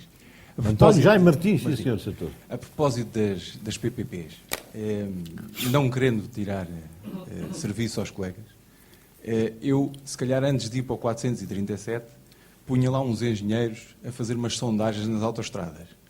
Que há lá petróleo? Não. Petróleo é capaz de não haver, mas se calhar o bituminoso não cumpre o caderno de encargos, não sei. Eu se calhar punha lá uns engenheiros primeiro e depois é que levava aos colegas juristas e ia se calhar pelo incumprimento, não ia para o 437, que é uma grande embrulhada. Mas a propósito também da contratação pelo Estado de serviços e obras, o senhor certamente já reparou que nós tínhamos até 2008 uma legislação que permitia o sobrecusto de obra até 25%, e que era fiscalizada assiduamente pelo Tribunal de Contas. Em 2008, o legislador português cria uma lei que dizendo, apesar disso, no preâmbulo, que vai reduzir as derrapagens das empreitadas, cria uma lei que permite os erros e omissões até 50%, com o Tribunal de Contas a gritar, porque desses 50% só vai poder fiscalizar 5%, são os trabalhos a mais dentro desses 50%. E, portanto, nós temos uma obra orçamentada de 1 milhão, que passa a custar 1,5 milhão e o Tribunal de Contas grita, mas não pode fazer nada. Só agora, com uma alteração legislativa de julho, é que foi invertida a coisa e passou dos 50% que falava a Diretiva Comunitária de 2004, que a coisa foi invertida e passa a ser quase tudo trabalhos a mais, ou seja, o Tribunal de Contas vai poder outra vez fiscalizar tudo. Mas, quer dizer, às vezes as coisas parecem que não são feitas ao acaso. A única coisa que lhe posso dizer acerca disso, doutor, é que se eu fosse chefe do governo, eu nem precisava de advogados, nem de conselheiros, nem de negociadores, nem nada. Esses 6 senhores concessionários, ou 8, não sei, a história é esta. O Estado está falido. Vamos rever. A gente tira uma coisita e tal, não, isso não chega. Mas não sei o quê. Cessa pagamento. Pronto, vamos discutir. Resolvia-se em 3 minutos. O governo anda há 14 meses. Na minha terra diz-se a catir em crioulo. Anda assim a fazer coisas. Eu nem precisava de ninguém que me auxiliasse. Era uma manhã e resolvia-se as PPPs logo. Mas a gente está em Portugal. O senador Joaquim Heleno, é uma pequena questão e é mais histórica. O doutor está aí, está. É o primeiro. O doutor é um jovem, toda a gente contrário de sabe. mim, que vivi no tempo da outra senhora e vivi as 3 vindas do FMI a Portugal, a de 78, a de 82 e agora a presente. Em 82, estava eu no Banco de Portugal. O doutor tinha deixado de ser Ministro das Finanças já há uns anos. Felizmente. Com certeza que acompanhou atentamente esse processo. Bem, sei que nós na altura tínhamos, nomeadamente, a arma cambial, com a desvalorização cambial, fazíamos o crawling peg, etc. E passado pouco tempo começou a vir para cá, a jogar para cá a cornucópia dos fundos comunitários. Mas a verdade é que nós conseguimos dar a volta. Com a desvalorização cambial, os trabalhadores ficavam muito satisfeitos porque tinham todos os anos aumentos de 15% e depois a inflação era 30%, 32%, portanto tinham uma erosão, tinham uma TSU de 15%, mas ficavam todos satisfeitos apesar de tudo. Mas foi assim, penso que resolvemos, com desvalorização cambial e com desvalorização efetiva dos salários e depois com a vinda de fundos comunitários para cá. O doutor há pouco apontou como cenário possível para Portugal uma eventual saída do euro. E a seguir à saída do euro, o aparecimento provável de um senhor aí montado num cavalo branco. Do euro, não, digo da União Europeia. Da União Europeia, exato. E o passo seguinte seria o aparecimento aí de um senhor montado num cavalo branco ou menos branco. Eu não imagino. O doutor, apesar de tudo, não acredita nesta capacidade, vamos lá, de... Como é que é de dizer? Eu não diria de regeneração, mas pelo menos de conseguir dar a volta do povo português como conseguiu fazer em 82 e 83, embora talvez com condicionamentos menos gravosos, esse mesmo povo não o conseguirá fazer, apesar de tudo, no momento atual e com os condicionantes atuais. Portanto, vamos lá, esta chega de menos pessimismo, apesar da minha idade, que eu queria deixar. E punha à consideração do doutor. Muito obrigado. As coisas não são nada parecidas. Essa malta que aparece aí a fazer comentários, mas em 83 aquilo funcionou em 2 anos e não sei o que, era completamente diferente. A primeira grande diferença é que os governos tinham poderes de intervenção económica. Fazer moeda, quantidade que se quisesse, comandar os juros, os direitos alfandegários, nós até tínhamos os BRIs, não sei se se recorda. Até tínhamos BRIs, imagine-se, controlava-se a circulação de capitais. As pessoas que agora aparecem, por exemplo, os sociais-democratas retardados, isto é preciso voltar outra vez à social-democracia, esse pânico de abandonar. Mas eles não fazem aqui ideia nenhuma o que é que estão a dizer. Primeiro, a social-democracia é um regime de redistribuição, agora só há dívidas para redistribuir. Eu, a propósito, já tenho que contar este episódio. Os rapazitos que andaram indo nessa marcha dos indignados, e uma colega me disse, importas-te receber 2 jovens, tal. Apareceu um rapaz e uma rapariga, licenciados ainda com, o que é a seguir à licenciatura? Mestrado e tal. Bom, conversa puxou conversa e então eles, ao que vinham, era para me perguntar se não era uma altura própria para fazer uma revolução. Eu não era o capitão, claro. Era só, eles só me consultavam. E eu disse, se não há nada para distribuir, nunca vale a pena fazer revoluções. Portanto, quando se vai buscar 78, 83, 2000 não sei o quê, bom, são coisas completamente diferentes. Completamente diferentes. Portanto, a experiência desse tempo era um contexto em que os governos tinham poder. Enfim, já para não dizer que tinham experiência, o Hernani Lopes estava no governo, o Mário Soares e como é que se chamava? O Mota Pinto. Bom, portanto, o ambiente era completamente diferente. E havia a inflação. Os salários diminuíam só com a inflação. É 30%. Quando o Hernani esteve no governo, em 83 era 30%. Pronto, reivindicavam 20%, eles já abdicavam 10%. E depois discutia-se e ficava em 15%. Quer dizer, perdiam 15% e ficavam satisfeitos. Porque lá há mais notas para casa. Onde é que isso pega hoje? Não. Onde é que isso pega hoje? Portanto, esses tempos são tempos que não servem para refletir sobre a situação de hoje. Pela gravidade e pelos instrumentos que existiam e deixaram de existir. Não? Eu gostava só, justamente na sequência desta pergunta, de confrontar o Dr. Medina Carreira com uns números que foram hoje referidos pelo Dr. Fernando Ulrich na Conferência de Portugal em Exame. E que ele diz que, e ele, enfim, geralmente também tem uma postura bastante crítica relativamente a estas coisas, mas partilhou connosco 3 ou 4 números que eu acho que são interessantes e que me parece que serão reais, sem dúvida, não tenho nenhuma razão para pensar que não sejam.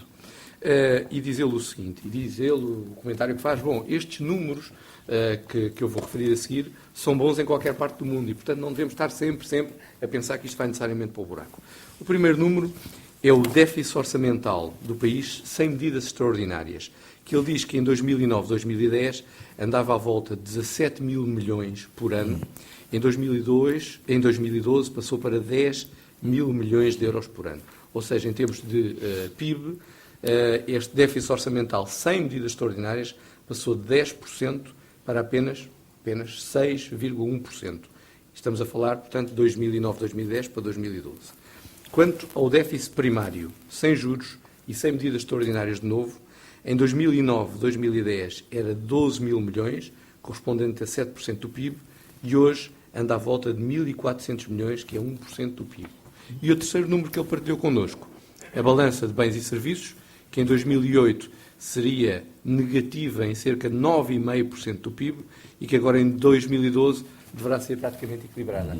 Estes 3 números, de alguma forma, podem indiciar que estamos finalmente a caminhar no bom sentido, ou não é por isso? Sr. António, isso é bom, felizmente é bom. Eu creio que o problema não é de números, o problema é da realidade social. É que parece que com essa queda machucou-se completamente a sociedade.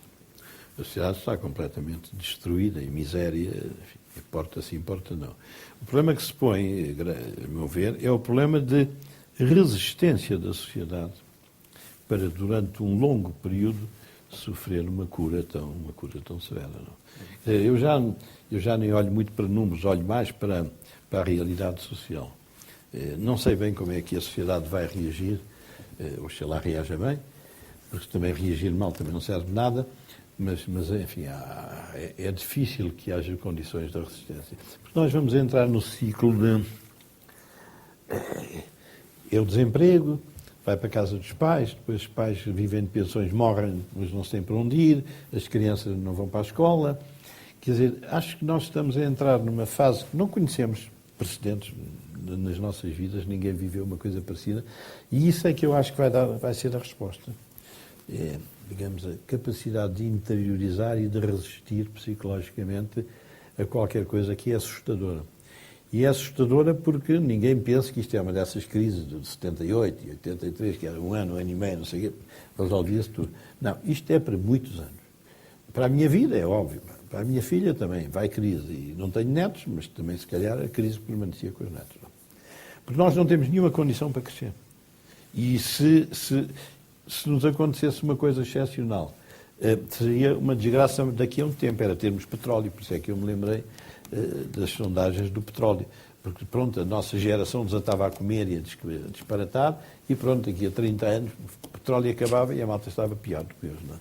Portanto, uma coisa que pode resolver é o milagre destes ciclos, acho que há gás no Algarve, não sei se há aqui algarvios que saibam, E petróleo dizem que há. De resto, desde que eu sou criança, falava-se do território de Torres Vedras, depois do Beato, e agora não sei onde é que há petróleo. Agora parece que em Algebarrota e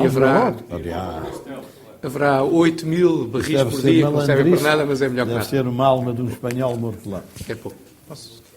Provados 8 mil barris por dia. Eu sou uma pessoa particularmente preocupada, tenho essa característica que acho que é ótima, que eu, há 5, 10, 8 anos estava preocupadíssimo, porque enfim, era possível fazer coisas. Hoje durmo calmíssimo, tranquilíssimo, não tenho nenhuma preocupação, porque a gente chegou àquele ponto, tudo pode acontecer, é um tremor de terra, ninguém controla, uma epidemia de malária, uma coisa qualquer. Quer dizer, nós estamos no estado em que tudo pode acontecer. Bernardo Alvim, sou advogado estagiário. Tinha aqui... Ao mesmo tempo, aí um calhamaço. Não, tinha aqui... É só uma, está bem. São as seguintes questões. A primeira era se acha que a reforma do sistema político é pré-requisito da reforma e redimensionamento do Estado, mas isso o Sr. já respondeu. Mas vá mais devagar, colega. Se a reforma do sistema político... Bom, só isso é um barbicacho. Nem precisa de mais nenhuma. Na sua opinião, em que é que se pode sustentar a viabilidade de Portugal hoje em dia, considerando que estamos limitados ao território nacional e que não temos fontes de financiamento estrangeiras? Não, mas chamo-lhe a atenção que há uma ministra de muitas pastas que eu há dias me tirei num barco porque vão descobrir mais território. A gente não sabe o que há de fazer aí. Ainda vão arranjar um 31 com mais terra. Eu não sei como é que se descobre terra, mas eu vi na televisão. Então, exatamente na sequência disso que disse, se acha que causa desta crise que nós vivemos é uma crise na capacidade de comunicar e de falar português, que o Sr. mostra falar português de uma forma um bocadinho diferente. Eu é que falo diferente? Fala diferente. Então não falo português? Fala diferente, fala português no sentido em que atribui os nomes às coisas, fala dentro do assunto, não fala ao lado, não fala demais sobre assuntos paralelos para disfarçar as questões e aborda-as de forma direta. E se acha que há um déficit de capacidade de comunicação na sociedade portuguesa em geral que gera muitas confusões? Deixa-me só responder-lhe a essa, porque o que acho na sociedade portuguesa não é que não haja opiniões, é que as pessoas andam sempre a falar do que não sabem. Vê um tipo formado em História e tal, Tratado de Finanças Públicas. Depois vê um gajo de Finanças Públicas a discutir com o Rui Ramos, História e tal. Nós não temos consciência, porque enfim estamos presentes, é que nós temos 5 canais de televisão, acho eu. Temos jornais de grande tiragem, pá, 3, 4 ou 5, Lisboa e Porto. Depois temos, pá, 20 estações de rádio. Isto 24 em 24 horas. Portanto, como é preciso preencher estes tempos todos, mobiliza-se toda a malta. E isto causa uma imensa confusão na cabeça das pessoas. As pessoas têm as suas profissões, as suas vidas, sabem lá agora de finanças, essas porcarias. E isto cai assim como pedras em cima da sociedade. Quer dizer, eu creio que nós temos uma sobredose da chamada comunicação social. Não sei se já viu algum desses programas em que eu estou amparo. Normalmente, estes operadores de comunicação gostam que se fale do dia-a-dia. E eu o que digo é, se eu chego às 21h30 de um dia e vou falar de coisas do dia-a-dia, eu tenho a certeza que desse dia-a-dia já houve 21h30 de gente a falar. O que é que eu posso acrescentar? Nada. Ora, a minha tentativa é sempre, não é de falar de coisas que não fazem parte da nossa vida, é falar de coisas que fazem parte da nossa vida, mas numa perspectiva diferente. Quer dizer, sem ter que estar necessariamente ligado a uma opinião de hoje, a um problema de hoje. Olhar para as coisas com uma outra liberdade. E penso que é isso que o meu amigo chama de não falar português. Não, é isso que eu chamo de falar português. É bom, eu pensei o contrário, desculpa. Português que se entenda, porque muitas vezes ouço falar a minha língua, mas não entendo o conteúdo. E isso é que sim, mas o pior... Graças a Deus passa-se o contrário, porque falam português que parece que eu entendo e qualquer pessoa de fraca capacidade como eu entenderá também. Mas deixe-me esclarecê-lo que as pessoas que falam é exatamente para o senhor não perceber. É que se pensava que era para perceber, está enganado. Eu, aliás, enfim, diz-se na sociedade da informação e parece-me evidente que há um excesso de ruído informativo, porque as pessoas são sistematicamente bombardeadas, às vezes com excesso de informação, e muitas vezes informação direcionada para as pessoas imediatamente chegarem elas próprias a conclusões induzidas.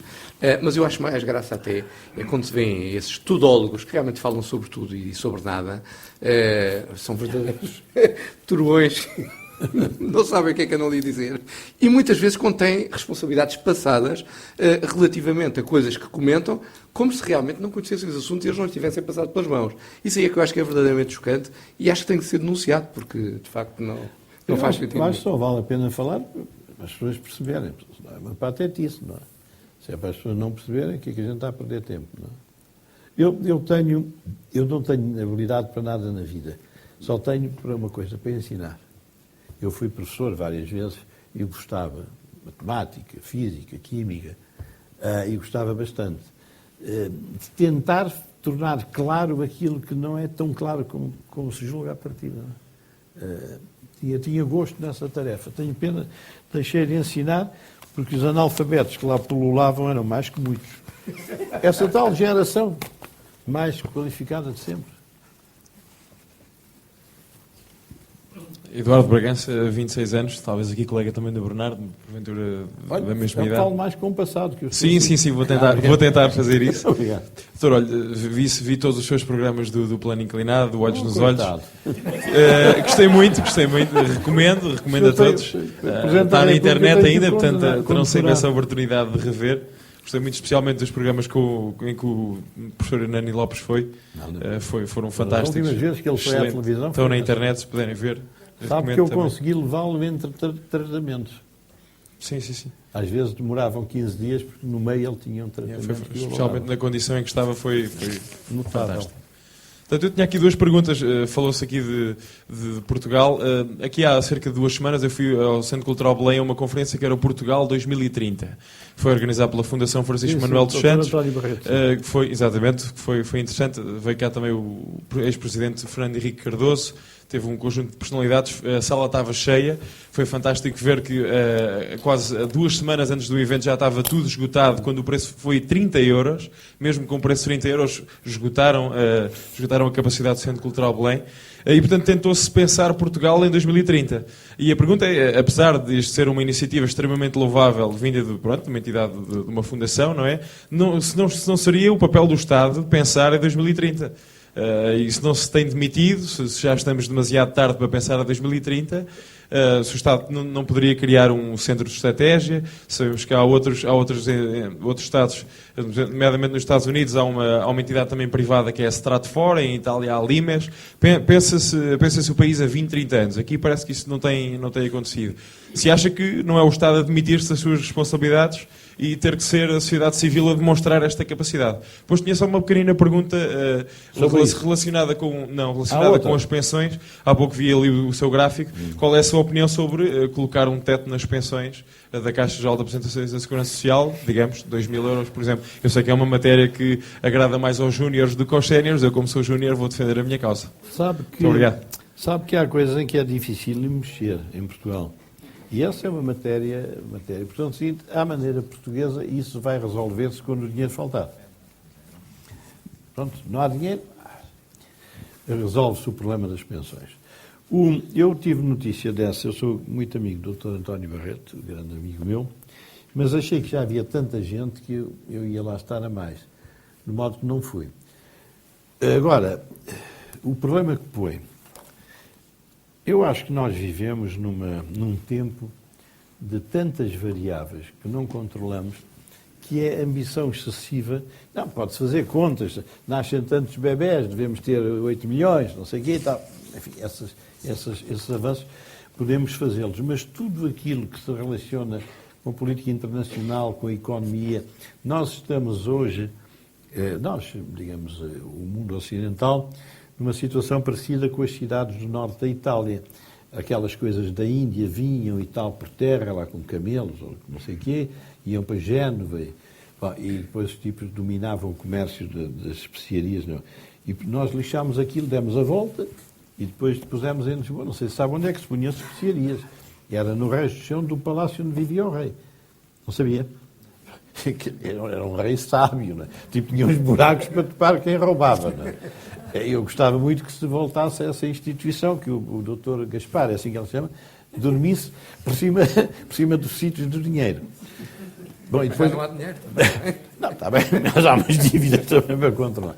Bom, mas fora a brincadeira, também convém controlar a dívida. Mas eu não creio que nós estejamos, nem temos apetência, o português não tem apetência para estas grandes coisas farfalhudas, mas acho que é um tempo em que é muito difícil. O mundo está a mudar tal como no século XVI, XV, XVI, com a descoberta da Índia. Quer dizer, liquidámos a Europa Central tal como era e substituímos essa gente. Bom, é claro que a gente não queria trabalhar muito, punha aqui a pimenta e a malta vinha cá comprar. E ganhava o resto, não é? Mas não digo que seja má esse tipo de iniciativas, mas eu acredito pouco nessas iniciativas. No aspecto demográfico, não. Mas noutros aspectos, sim. Mas perguntou uma coisa sobre a política. Não, isso também, isso eu respondi-lhe, isso não se vai resolver. No dia em que faltar dinheiro, resolve-se.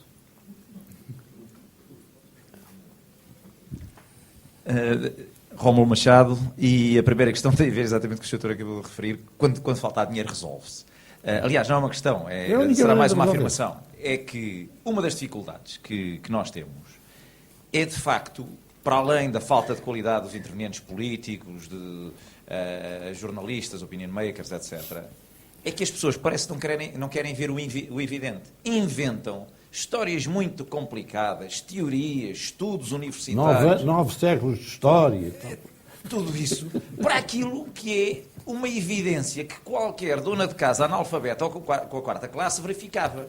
Eu há muitos anos que não consigo perceber como é que as pessoas não entendem uma coisa que uma grande parte das pessoas, talvez a maioria, uma coisa que antes de ser uma lei da economia é uma lei da natureza, da física. É que não se pode tirar mais do que se põe. Nós não podemos pôr 10 pedras num balde e tirar de lá 15. E isto é a base da questão. Tudo o resto é conversa fiada. Como o Sr. diz, e bem. Mas como é que a maior parte das pessoas não percebem isso?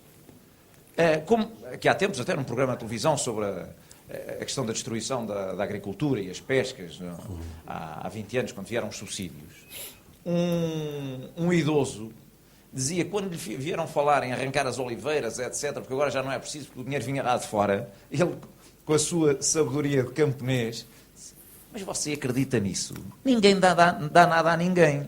Bem, com uma maioria de pessoas a acreditar nisto e a só perceber, eu diria, nem nessa altura perceber, quando não há mesmo dinheiro, não é muito fácil dar a volta à questão.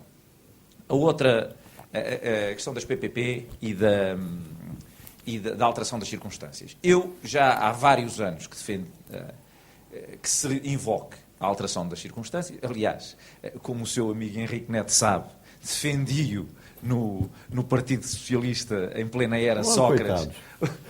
Em plena era Sócrates, o que motivou quase um tumulto, mas que me deu um certo gozo, devo dizer.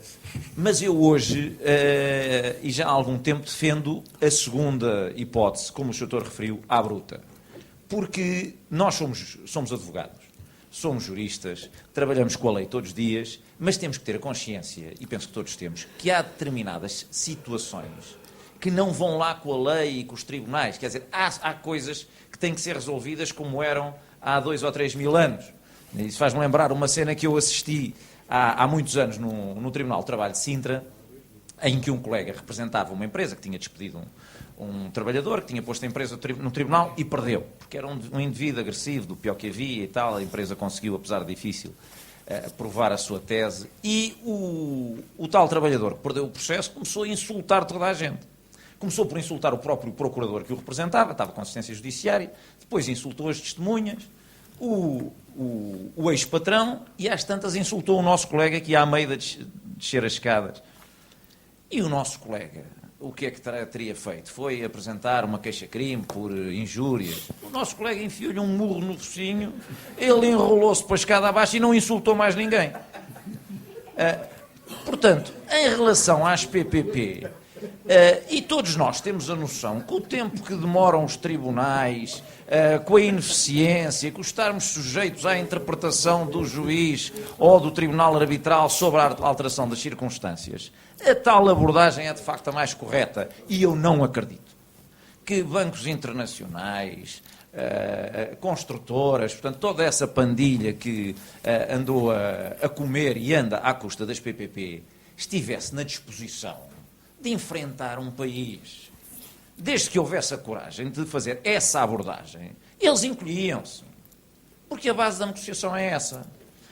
Muito rapidamente, a última questão, ainda relacionada com as PPP, tem a ver com a questão da incriminação da hipótese de processo-crime. Eu vi isso há algum tempo, até porque fiz parte de alguns movimentos de cidadãos em guerras relativas a algumas dessas estradas, que os colegas não imaginam o nível de aldrabice que vai para ali, mesmo para além das cláusulas que o Estado, nas consultas públicas, é tudo aldrabado.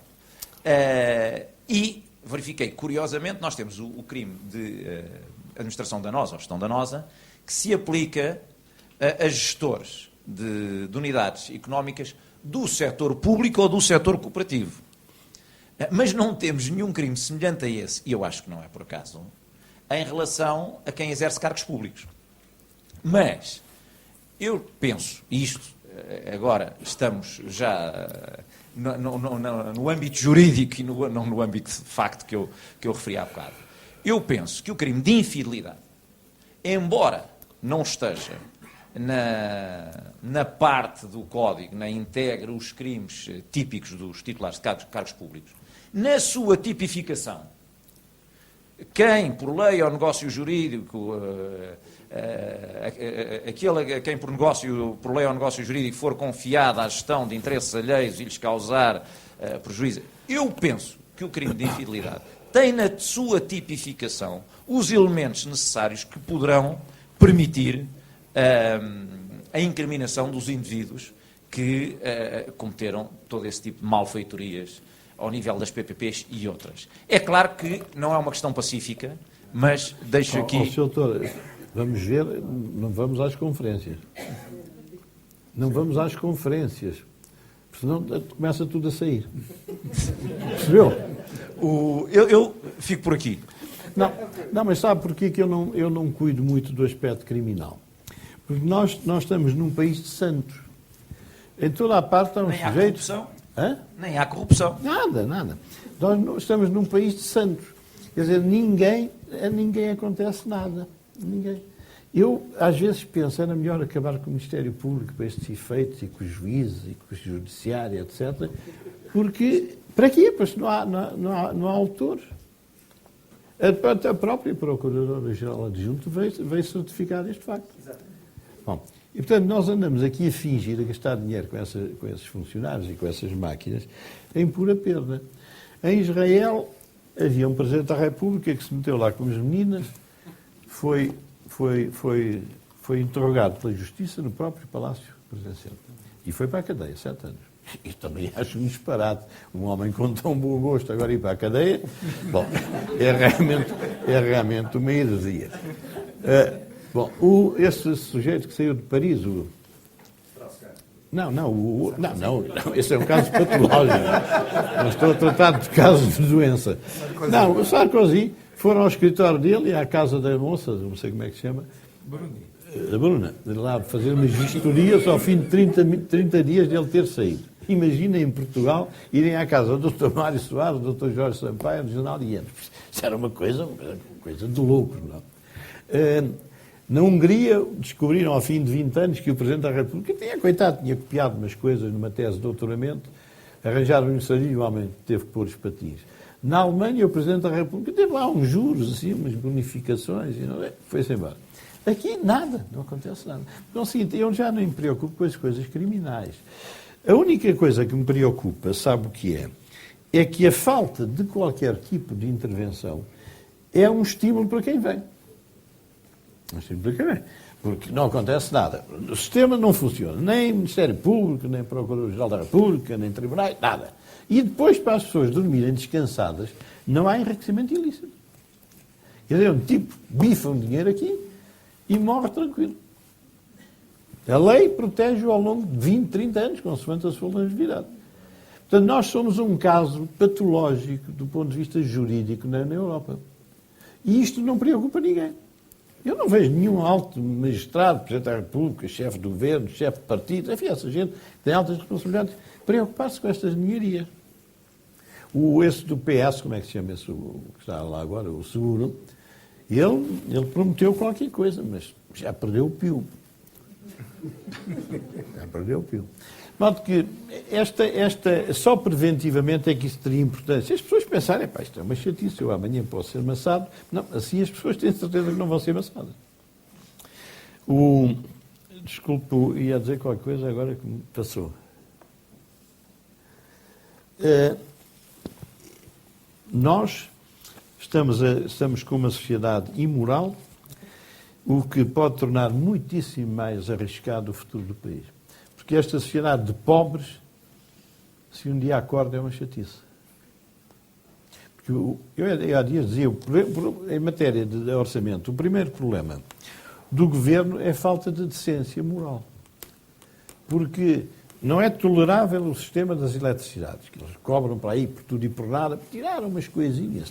Estas PPPs não vão tirar coisa nenhuma, como se está a ver. Eu ia dizer-lhe há bocado, mas o meu método era chato, porque os advogados deixavam de ter que fazer. Eu não precisava de nenhum advogado para resolver as PPPs, nem ninguém, nem porteiro sequer. Portanto, eu temo muito o futuro da sociedade portuguesa, porque a imoralidade, que graça é uma coisa que não tem dimensão concebível. Eu fiquei admirado com a doutora Cândida Almeida quando disse aquilo. Não foi? Quer dizer, e ela sabe. Ela está no sítio nevrálgico para saber o que diz. Quem vem não fiquei admirado. Não, coitado, eu já não estou com ela há muitos anos. Eu tenho simpatia humana por ela, mas já não estou com ela. Agora, isto deixou-me a pensar. Quer dizer, ali que é o centro de intervenção na criminalidade, as pessoas estejam descansados aqui, não há, isto aqui é tudo gente santa e tal. E eu nem sei mesmo para quem vão nomear um procurador-geral. É só para cumprir a Constituição. Coitado, se é aquela máquina é assim, é tudo boa gente. O senhor Doutor, desculpe. Augusto Silvestre. Interrompa-me, são tão tramados.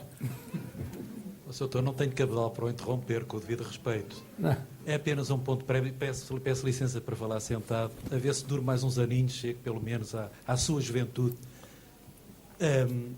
E o ponto prévio é este. Disse ainda há pouco, e com todo o respeito, refirma a essa sua afirmação, que todos os dias dorme... Agora descansado. Agora. Muito descansado. Eu diria que nem uma pedra, não é? E, não, portanto... pedra também não. Eu gostaria... eu em geral, adormeço tarde, lá para as 3 da manhã, acordo, lá para as 3 é que ferro o galho. E depois tenho sono de manhã, mas tenho que me levantar. Então, assim, ficam a saber a minha vida noturna. Sr. Doutor, eu permito-me, eu sou invejoso porque... Se tiver algum conselho para me dar para dormir, olha. Não, é que nos dias... Agradeço-te e pago-lhe. Uns antidepressivos. Eu nos dias em que vejo os programas em que o senhor intervém... Fica mal disposto. Não. Olha, é pior do que isso, É pior? Porque o débito conjugal queixa-se e, portanto... Bom. Isso agora há aqui advogados não, de porque família. fico meio depressivo com aquilo que ouço.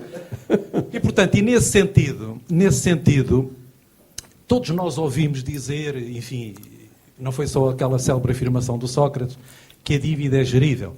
E a pergunta, ou as duas perguntas, se quiser, ou a pergunta é dividida em duas, é a dívida... Eu ouvi-o com muita atenção e, evidentemente, que tenho as minhas conclusões e tenho que as retirar, como todos nós, com certeza, fazemos. A dívida é para ser paga ou ela é gerível? Sendo certo que a maioria esmagadora, eu que há tempos li isso, acho que só meia dúzia de países no mundo é que neste momento não têm dívida, segundo aquilo que eu estive a ler na internet, Não sei se isso até é verdade, rigorosamente, portanto, mas aquilo que se costuma dizer é que todos têm dívida. Uns mais, outros menos. A pergunta está formulada e agradecia que fizesse o favor de dar a sua opinião. Sobre esse assunto da dívida Entretanto, permita mais uma referência. Ainda há pouco mencionou o senhor das botas e Salazar, portanto, e disse que falou em Corneis, etc. E, portanto, Não, isso era para a Grécia. para cá também falou para cá. Eu pelo menos entendi isso. Eu também entendi isso. Isso é Grécia. Que nós não temos... Aqui é Que a reforma que se está a fazer cá é que não vai permitir isso, mas ficou no ar. Eu não estou a dizer que Vossa Excelência é o que É um candidato. Não é nada disso. Esteja descansado. Por amor de Deus, processos de intenção, longe disso. Sei que o senhor é democrata e, portanto, longe disso. Para terminar, apenas queria dizer o seguinte. Eu conheço um livro muito importante que recomendo. Não sou economista, mas tenho preocupações como todos nós e tento perceber as coisas. Um livro do Dr. Cunha Leal, não sei se é da década de 20 e 30, creio que era o pai deste Cunha Leal, já falecido, que andou aí no PPD, a seguir ao 25 de Abril. Creio que era o pai dele. Sim. E que o homem desmistificou o tal milagre de Salazar. Recomenda-se a leitura para os carentes. Para os que têm lá o livro e terei todo o gosto. Comprei no Alfarrabista. Portanto, terei todo o gosto em fazer. No fim, poderei, enfim, ficar com o seu contacto e faço-lhe chegar, até tiro fotocópias. Obrigado. Portanto, recomenda-se a leitura, compre-se o livro, leia-se o livro e, portanto, que é para algumas nuvens que vão pairando por aí, de uma vez por todas, sejam desvanecidas. Muito obrigado. Sr. Doutor, sobre o Dr. Salazar, deixe-me dizer-lhe o seguinte. Eu fui contemporâneo, como é óbvio. Foi um bom gestor. Devia ter saído em 45, depois de ter arrumado a casa. Teve um consulado muitíssimo mais fácil do que atualmente. Porque o Estado, nessa altura, era para aí 5% do PIB, agora é 50%. O Estado tinha para aí 50 mil pensionistas, empregados, etc., e agora tem 6 milhões. É o seguinte, estas dimensões estratosféricas da nossa situação marcam muito bem a diferença. E teve esse golpe que foi só vir cá para baixo quando tinha autorização dos tropas para pagar cheque. Portanto, ele teve uma vida facilitada. Eu, aqui há 3, 4, 5, 10 anos, pensava, o Salazar vai ter uma estátua como a do Marquês de Pombal, para Santarém, Valada do Ribatejo, coisa qualquer. Mas daqui a uns 50 ou 100 anos, quando nós estivermos todos mortos, não há julgadores já, as coisas estão a evoluir de uma maneira que eu sinto aproximar-se muito mais de Lisboa. E mais depressa. 87% das pessoas, numa sondagem que saiu ontem, estão assim um bocado de vesgas com a democracia. Com a marcha inexorável que isto vai levar, este 87 qualquer dia passa para 97. Quer dizer, só os autores das sondagens é que não respondem. Quanto à dívida gerível, sabe que hoje essas pessoas tiram cursos por correspondência. Por correspondência não, antigamente é que eram uns cursos exigentes, agora não é coisa nenhuma. Matriculam-se, pagam e tiram papel. Estas pessoas aprendem metade das coisas. Claro que a dívida do Estado é gerível. Agora, os juros é que não são geríveis. Este é que é o problema. Mas isto é gerível, é porreiro, dívida, não há problema nenhum. Não, então e os juros? Foi aí que o engenheiro Sócrates captou. Ele diz essas coisas, assim, pela boca fora, enfim, tinha o direito de dizer, tinha o direito de utilizar os microfones.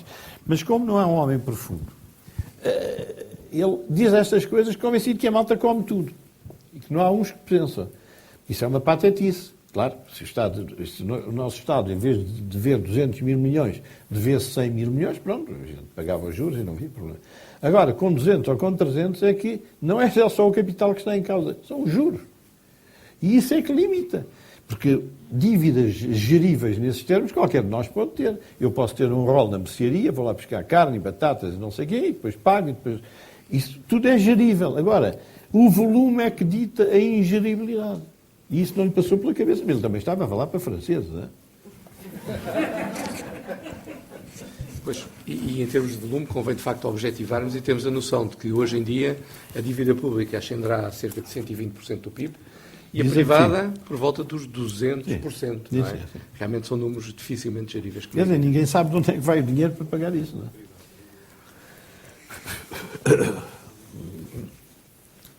Dr. Medina Carreira, falou há pouco que estamos a ter uma nova Índia agora, e eu lembrei-me de pôr a seguinte questão: portanto, o desemprego na Europa, a crise da dívida soberana, a crise do euro, o crescimento pequeno ou quase ou negativo em vários países europeus, os países periféricos, enfim, a falta de produção, todos esses problemas que conhecemos no dia-a-dia. Isso aliado à circunstância de, historicamente, termos tido 2 conflitos no século passado, o segundo dos quais terminou há 60 e picos anos, eu pergunto-lhe, não querendo ser catastrofista, mas gosto de interpretar a história, qual é que é a sua opinião em relação ao contexto que a Europa está a viver neste momento, que todos conhecemos, que futuro, risonho ou não, a Europa pode ter neste contexto histórico que a história nos ensinou? Repare, esse é um problema, enfim, sem resposta concreta possível, mas é um problema sério, porque se a Europa voltar à Europa das fronteiras e das competições, enfim, é muito provável que voltem, porque essas guerras não eram por acaso, não é? Eram conflitos de interesses que se dirimiam belicamente. Não é? Se recriar um mosaico europeu com conflitos de interesses, é natural. O ser humano não muda de natureza. Não é? E essa é uma das razões muito preocupantes. Não é?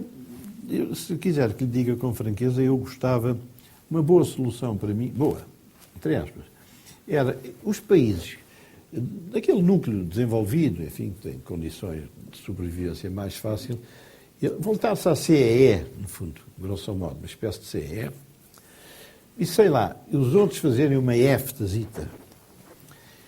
Era uma experiência que eu gostava que se tentasse, porque não permitia esse receio, porque esses países, digamos, ali do núcleo central, não teriam conflitos de interesses, e permitia aos outros, possivelmente, uma marcha mais desafogada. Mas eu não ouço ninguém falar disso, se calhar não é possível. Era, no fundo, voltarmos à primitiva. Uma CEE nuclear e depois uma zona de comércio livre com os outros países. Talvez fosse uma experiência, enfim, com interesse. Mas ninguém fala, é porque não deve ter sentido nenhum. Na China já mudou. A China já mudou. Já mudou o quê? Nessa altura, a política chinesa era totalmente oposta à dela. Sim, mas está bem. Aqui há tempos, não sei se viram um programa que eu tive com o Luís Amado. Luís Amado é um homem sereno, felizmente, um bancário, está banqueiro. Mas, quer dizer, ele olha para estas coisas com grande descontração, que é louvável. E eu dizia-lhe, mas quando você resolver isso, contar com a morte da China, isso é perigoso. É sempre bom não contar com a morte do parceiro. Não? Os maridos que estão com vontade que a mulher morra, é melhor não ter vontade. Melhor é aturá-las. E a gente contar com a China no estouro é muito perigoso. Porque a China provavelmente vai ter um percurso muito parecido com o da Europa da Revolução Industrial. Os interesses, os conflitos de interesses, enfim, todos os problemas que a Revolução Industrial trouxe, urbanização, salubridade, etc., a China está já, provavelmente... Agora, ninguém sabe quando é que vai acontecer. Esse é que é o grande problema. É melhor a gente não contar com os sapatos de defunto da China. Mas a questão de ser a China, neste momento, o centro produtivo, digamos, a China e a Índia, o centro produtivo do planeta, representam juntas... 2 bilhões de pessoas. Mais de 2 bilhões. Sim. Portanto, é um terço da população da Terra. Exatamente. Um terço da população da Terra é muita gente. Portanto, são eles que estão, de facto, a produzir ou a tentar produzir e a fazer o papel deles.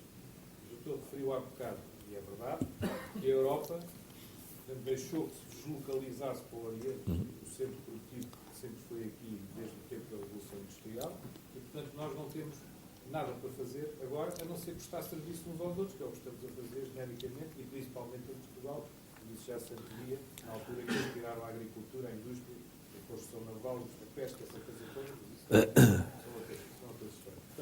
Europa, neste momento, do meu ponto de vista, tem muito pouco para fazer no sentido produtivo. Os alemães ainda vão fazer os BMWs, então talvez haveria ricos que os comprem, até serem os chineses a fazê-los quando tiverem capacidade para os criar.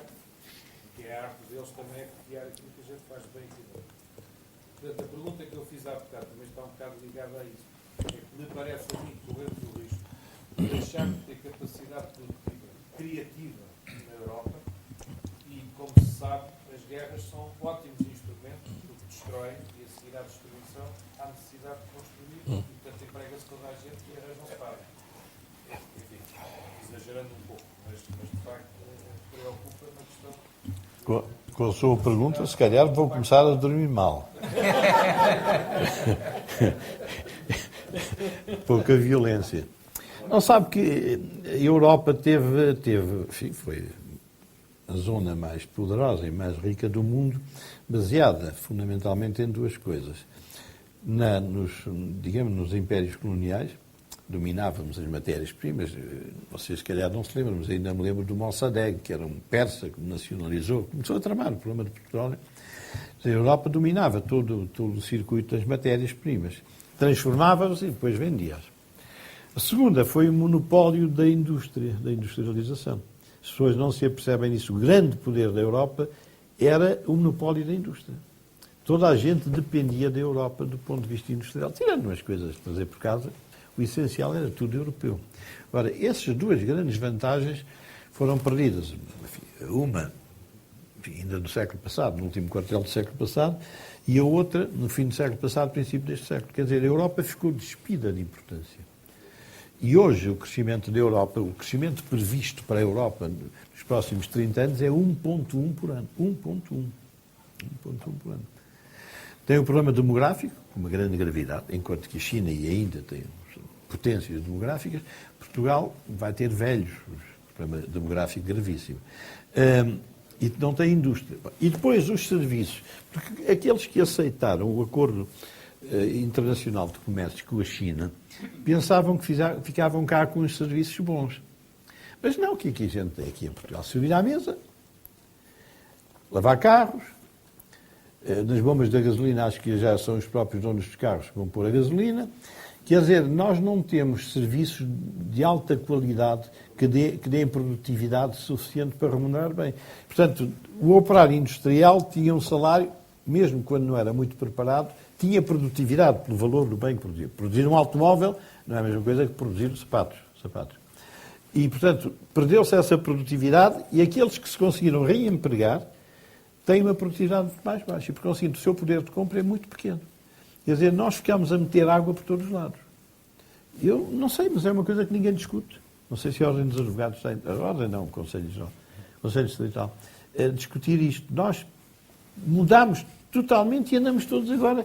O Dr. Barroso há dias surpreendentemente disse, mas a globalização, não sei se foi porque eu encontrei um tio dele com quem falei.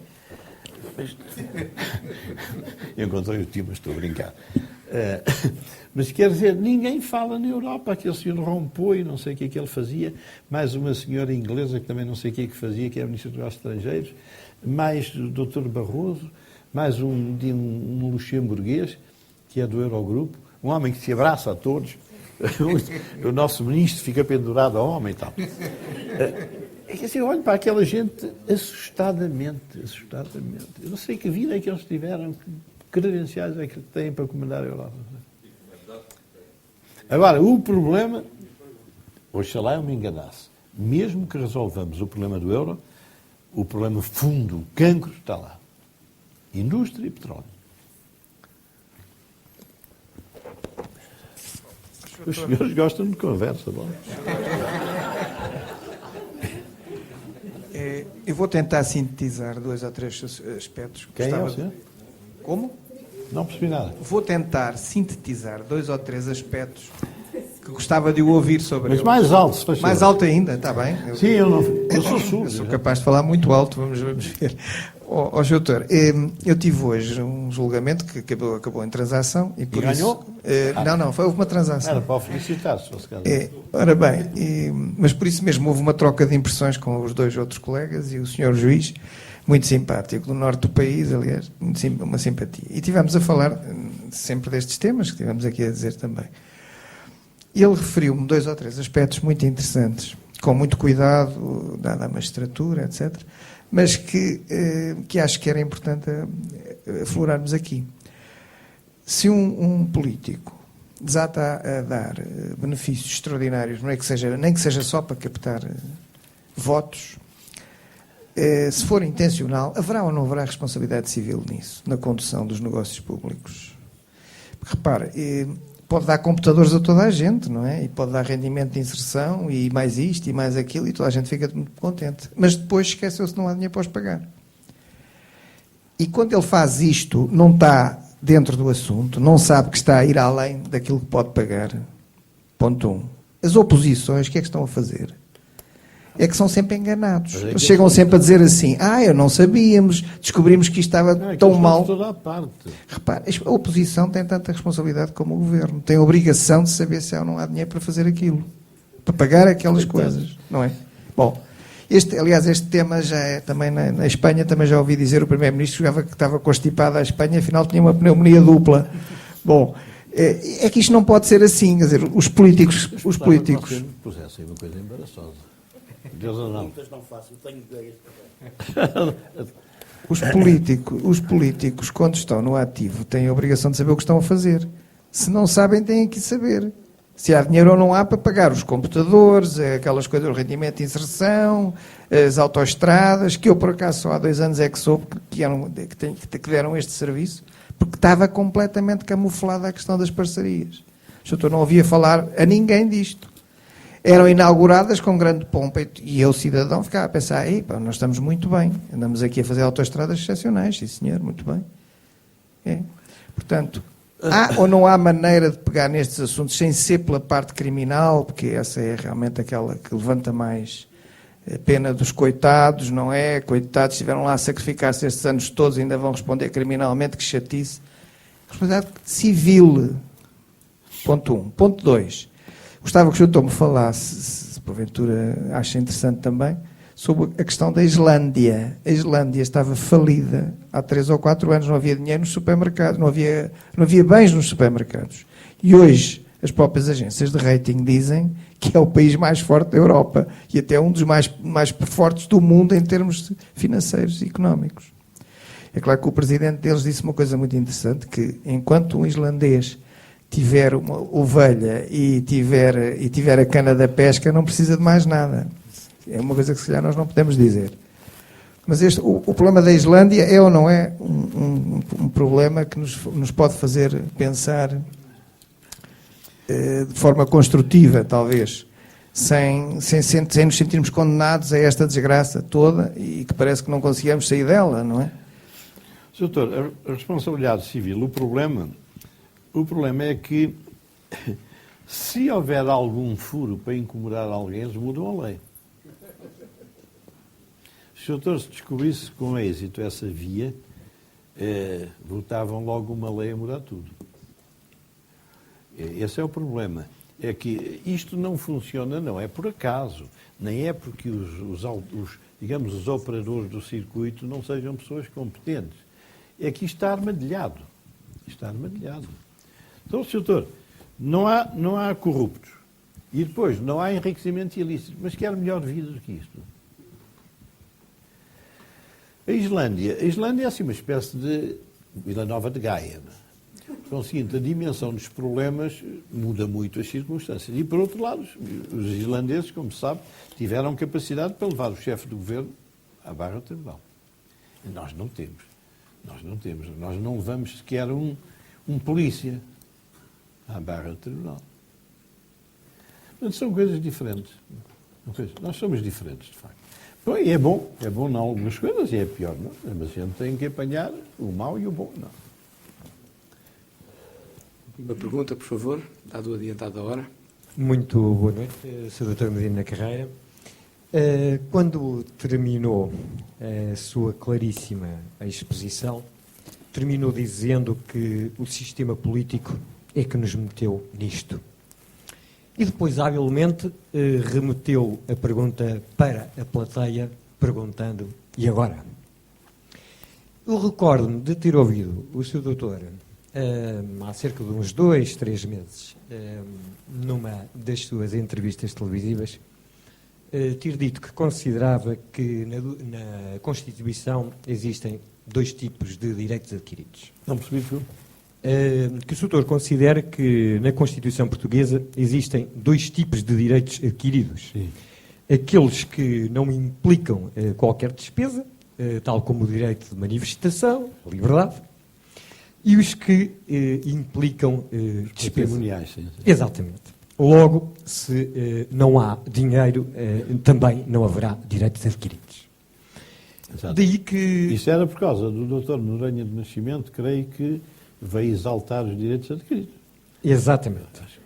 Daí que, Sr. Doutor, para não continuar a existirem, e também uma vez utilizando a sua expressão uma vez mais, trapalhadas, a nível do Tribunal Constitucional, então o que fazer? Alterar primeiro a Constituição e avançar depois com as reformas estruturais? Mudar a Constituição? Alterar a Constituição e avançar depois com as reformas estruturais?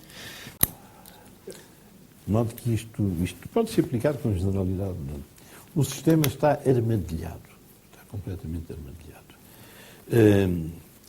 Os deputados, coitados, só me convidaram, enfim, em circunstâncias patuscas para ser deputado uma vez, coisa que eu não aceitei, nem nunca aceitaria. Estar 4 anos lá sentado é uma coisa chata. E também pela forma como os deputados surgem. Os deputados não surgem por mérito. Surgem numa lista que o chefe elabora. Porque a gente não vota em pessoas, a gente vota em partidos. E, por conseguinte, o deputado já vai com uma capite de minúcio. Quer dizer, porque ele depende daquele chefe. Se ele se aborrecer com o chefe, já não vai longe. Tem que ir procurar a vida para outra banda. Por conseguinte, a democracia está toda carcomida à partida. Quer dizer, o deputado de hoje não é diferente daqueles que o Dr. Salazar arranjava. Era ele que os nomeava, agora é o chefe do partido que os nomeia. Que era ele um só, e agora são 5 ou 6. Mas, quer dizer, a natureza das coisas não muda. E para mim, a grande primeira modificação a fazer era, primeiro, reduzir o número. Claro que isto tem problemas que os pequenos partidos ficavam reduzidos a pouco, e são eles que realmente levantam o problema. E segundo, porque ela de facto não é modificável. Mas a modificação era exatamente o sistema eleitoral. As pessoas não dão por isso. Havia um colega nosso que já morreu, coitado, não vou dizer quem era, que uma vez fomos convidados para dizer umas coisas, tretas quaisquer, coisa que metia francês, e que ele, em dada altura, disse, não, porque eu sou representante do povo. E eu depois falei, disse, mas o senhor não é representante de coisa nenhuma. Saber a cara, não é representante de coisa nenhuma. Como está? O senhor foi eleito pelo sistema de saco de gatos. Era um saco com 15 gatos, fizeram as contas, tirem 5. O senhor até foi nos 5. Mas ninguém pôs lá, nem tirou. É verdade, isto é caricatura, mas é verdade. Ele deve ter meditado seriamente sobre isso e não deve ter repetido a afirmação depois. Porque isto é exato, é exato. As pessoas não são... Não é por mérito próprio, não quer dizer que tenham de mérito, mas já estão diminuídas. Quer dizer, como é que eu me vou zangar? Que o Sr. Doutor Ferreira me nomeou para ir para a lista. E se eu quero andar por lá? Eu gosto daquela boa comida da Assembleia e tal. Como é que eu vou correr o risco agora de dizer alguma coisa? Está morto à nascença. Na Inglaterra, por exemplo, a senhora Thatcher foi baldeada pelos deputados. Não foi por polícia sinaleira. Os deputados dela correram com ela. Sr. Doutor, desculpe. Muito bem. Bom, julgo que encerramos com chave de ouro esta primeira sessão do ciclo de tertúlias sobre temas de cidadania. Acho que ficou plenamente demonstrado que realmente precisamos de equacionar estes temas, debatê-los entre nós. Nós tivemos, de facto, aqui 2 horas de um debate que eu acho que foi intelectualmente estimulante e, portanto, agradeço de novo ao Dr. Medina Carreira ter partilhado connosco as suas reflexões, o seu saber sobre estas matérias. Acho que saímos todos aqui seguramente mais ricos no sentido intelectual do termo, quanto mais não seja. Um agradecimento também a toda a assistência, em particular ao Sr. Desembargador Presidente do Tribunal da Relação de Lisboa, que mais uma vez nos honra com a sua presença, o Sr. Presidente, a Sra. Vice-Presidente da Caixa de Previdência da Ordem dos Advogados e dos Solicitadores e também do Sr. Representante da Direção da Câmara dos Solicitadores. É um gosto ter-vos cá connosco. Convido-vos a virem às próximas tertúlias, que serão oportunamente anunciadas, e já agora também a passarem a palavra e a trazerem mais pessoas convosco, porque eu acho que quanto mais tivermos, mais rico se torna o debate e seguramente sairemos daqui todos muito mais satisfeitos.